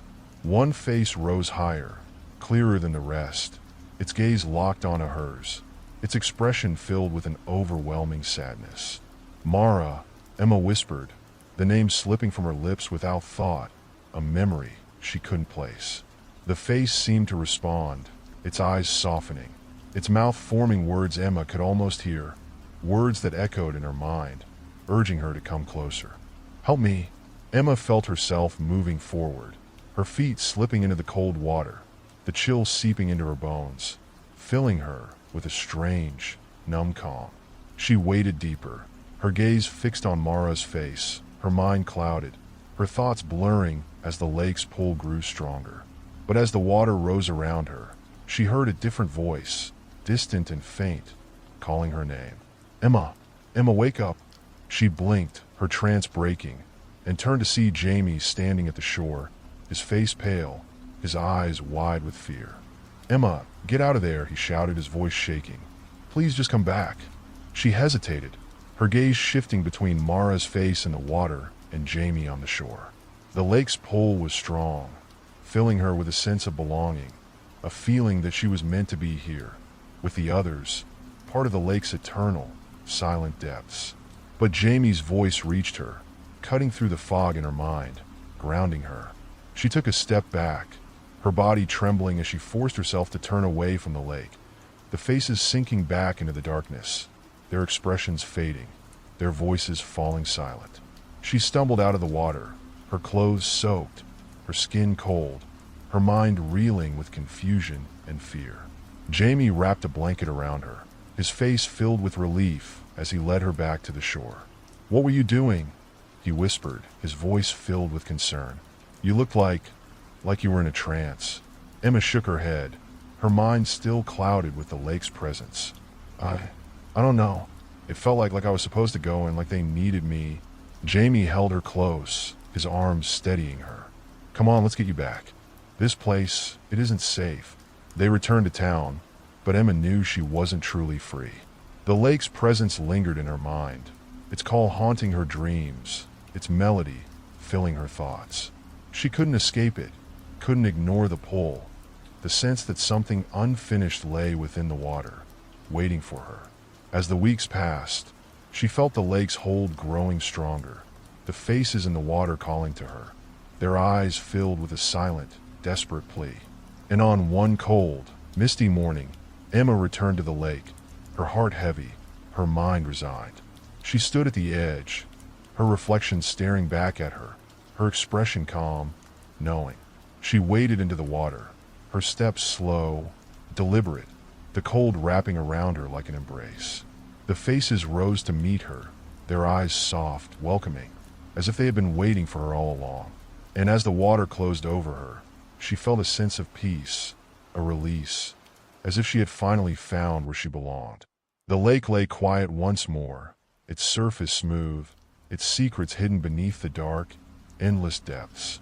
And though Gray Hollow would whisper of the lake's mysteries, of those who had vanished without a trace, no one would truly understand the lake's pull, its call, the quiet, unyielding presence that waited for those who heard its song. For in the depths of Gray Hollow Lake, the lost found their final rest, bound together in silence, their voices a haunting melody that drifted across the water, waiting, watching, forever calling the next soul to join them. If you like the story, don't forget to subscribe and like the video.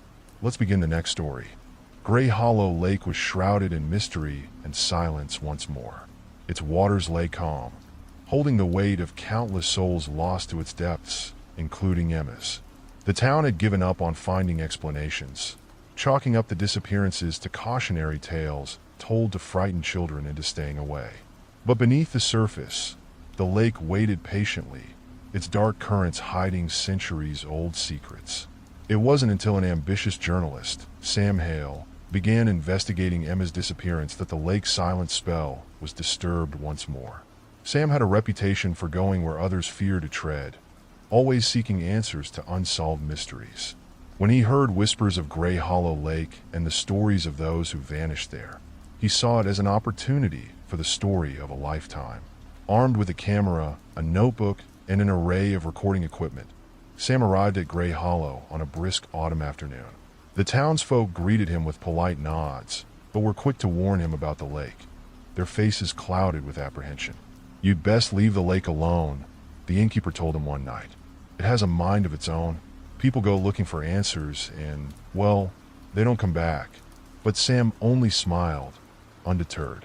He'd heard countless superstitions, and he knew how to separate fact from folklore. That night, he stood at the shore, his camera capturing the lake in the fading twilight, its surface dark and undisturbed, stretching out like an endless void. He recorded his observations, making note of the eerie calm, the oppressive silence that seemed to fill the air. Yet, as he turned to leave, he thought he saw something in the distance, a figure, faint and ghostly, standing just beyond the reach of his flashlight. He squinted, trying to make out the shape, but it vanished, melting into the darkness before he could fully grasp what he had seen. Brushing it off as a trick of the light, Sam returned to his cabin, ready to sift through his footage. But as he reviewed the recordings, he noticed something strange. In each frame, just at the edge of the lake, he saw a figure, a young woman, her face pale, her expression solemn, staring directly at him. Her eyes were wide, hollow, and her mouth moved as if forming silent words. "Emma," he murmured, recognizing her from the photographs in his research. His heart raced as he watched her appear in frame after frame, her figure growing clearer, closer, her gaze more intense with each passing second. Determined to get to the bottom of it, Sam returned to the lake early the next morning. The fog lay thick over the water, blanketing the landscape in an eerie stillness. He set up his camera, his eyes scanning the shoreline, hoping to catch another glimpse of Emma or whoever, or whatever, was haunting this place. But as he stood there, a soft humming filled the air, faint but unmistakable, drifting across the lake like a lullaby. The melody was haunting, familiar yet strange, filling him with a sense of nostalgia mixed with dread. He felt a strange pull, an urge to walk closer to the water, to lean in, as if the lake itself were whispering to him, beckoning him forward. "Sam." The voice was barely more than a whisper, but it cut through the silence, sending a chill down his spine. He looked around, heart pounding, but saw no one. The lake was empty, the shoreline quiet, but he couldn't shake the feeling that he was being watched, that eyes unseen were fixed on him from somewhere beyond the mist. He took a shaky breath, calling out into the fog, "Emma, is that you?" The silence deepened, stretching out thick and heavy, and then, slowly, the water began to ripple, faint waves forming on the surface, as if something were moving just beneath. The face appeared again, just beneath the surface, staring up at him with hollow eyes. Emma's face, her expression pleading, desperate. He heard her voice, soft and insistent, filling his mind. "Help us, free us." Sam took a step back, his mind racing. The lake stories were true, he realized. The souls of those who had vanished were trapped here, bound to the water, unable to escape. But he didn't understand why. What was holding them? What force kept them imprisoned beneath the lake surface? The fog thickened, swirling around him, and in the shadows he saw them. Figures emerging from the water, their faces pale and wide-eyed, their mouths open in silent screams. He felt the weight of their stares, the intensity of their despair pressing down on him, filling him with a dread that felt suffocating. "You came here for answers," a voice echoed in his mind. "Now you'll know the truth." The words filled him with a cold, unyielding terror, but he couldn't move, couldn't look away. The faces drew closer, their expressions a mix of sorrow and accusation, as if blaming him, condemning him for coming, for daring to disturb their prison. Then, in the center of them all, he saw her, Emma, her face calm, her eyes filled with a sadness that cut through him. She raised her hand, reaching out to him, her mouth forming words he could barely make out. "It won't let us go."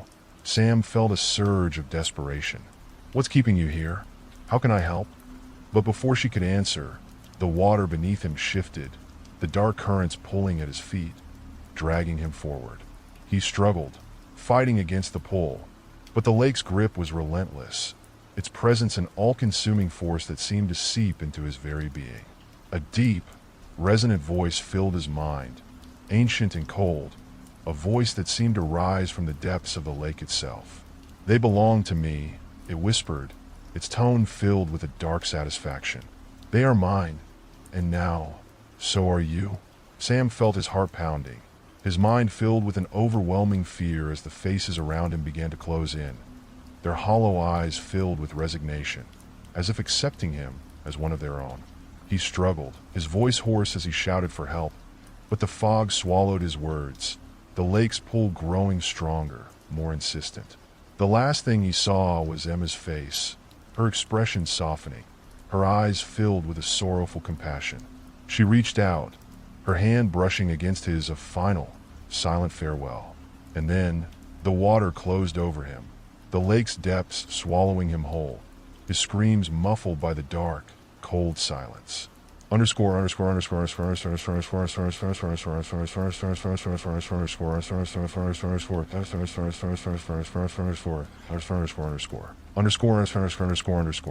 Days later, Sam's equipment was found at the lake's edge.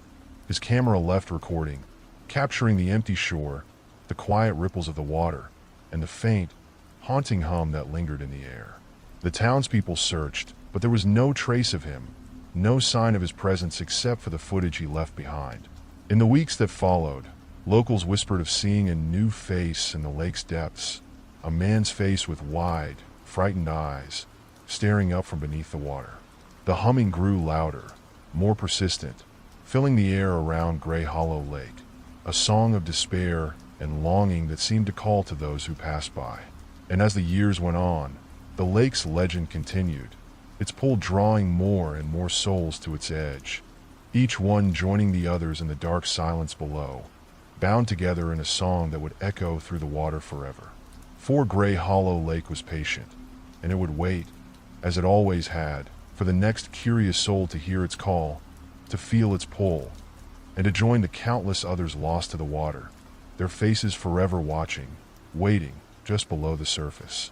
If you like the story, don't forget to subscribe and like the video.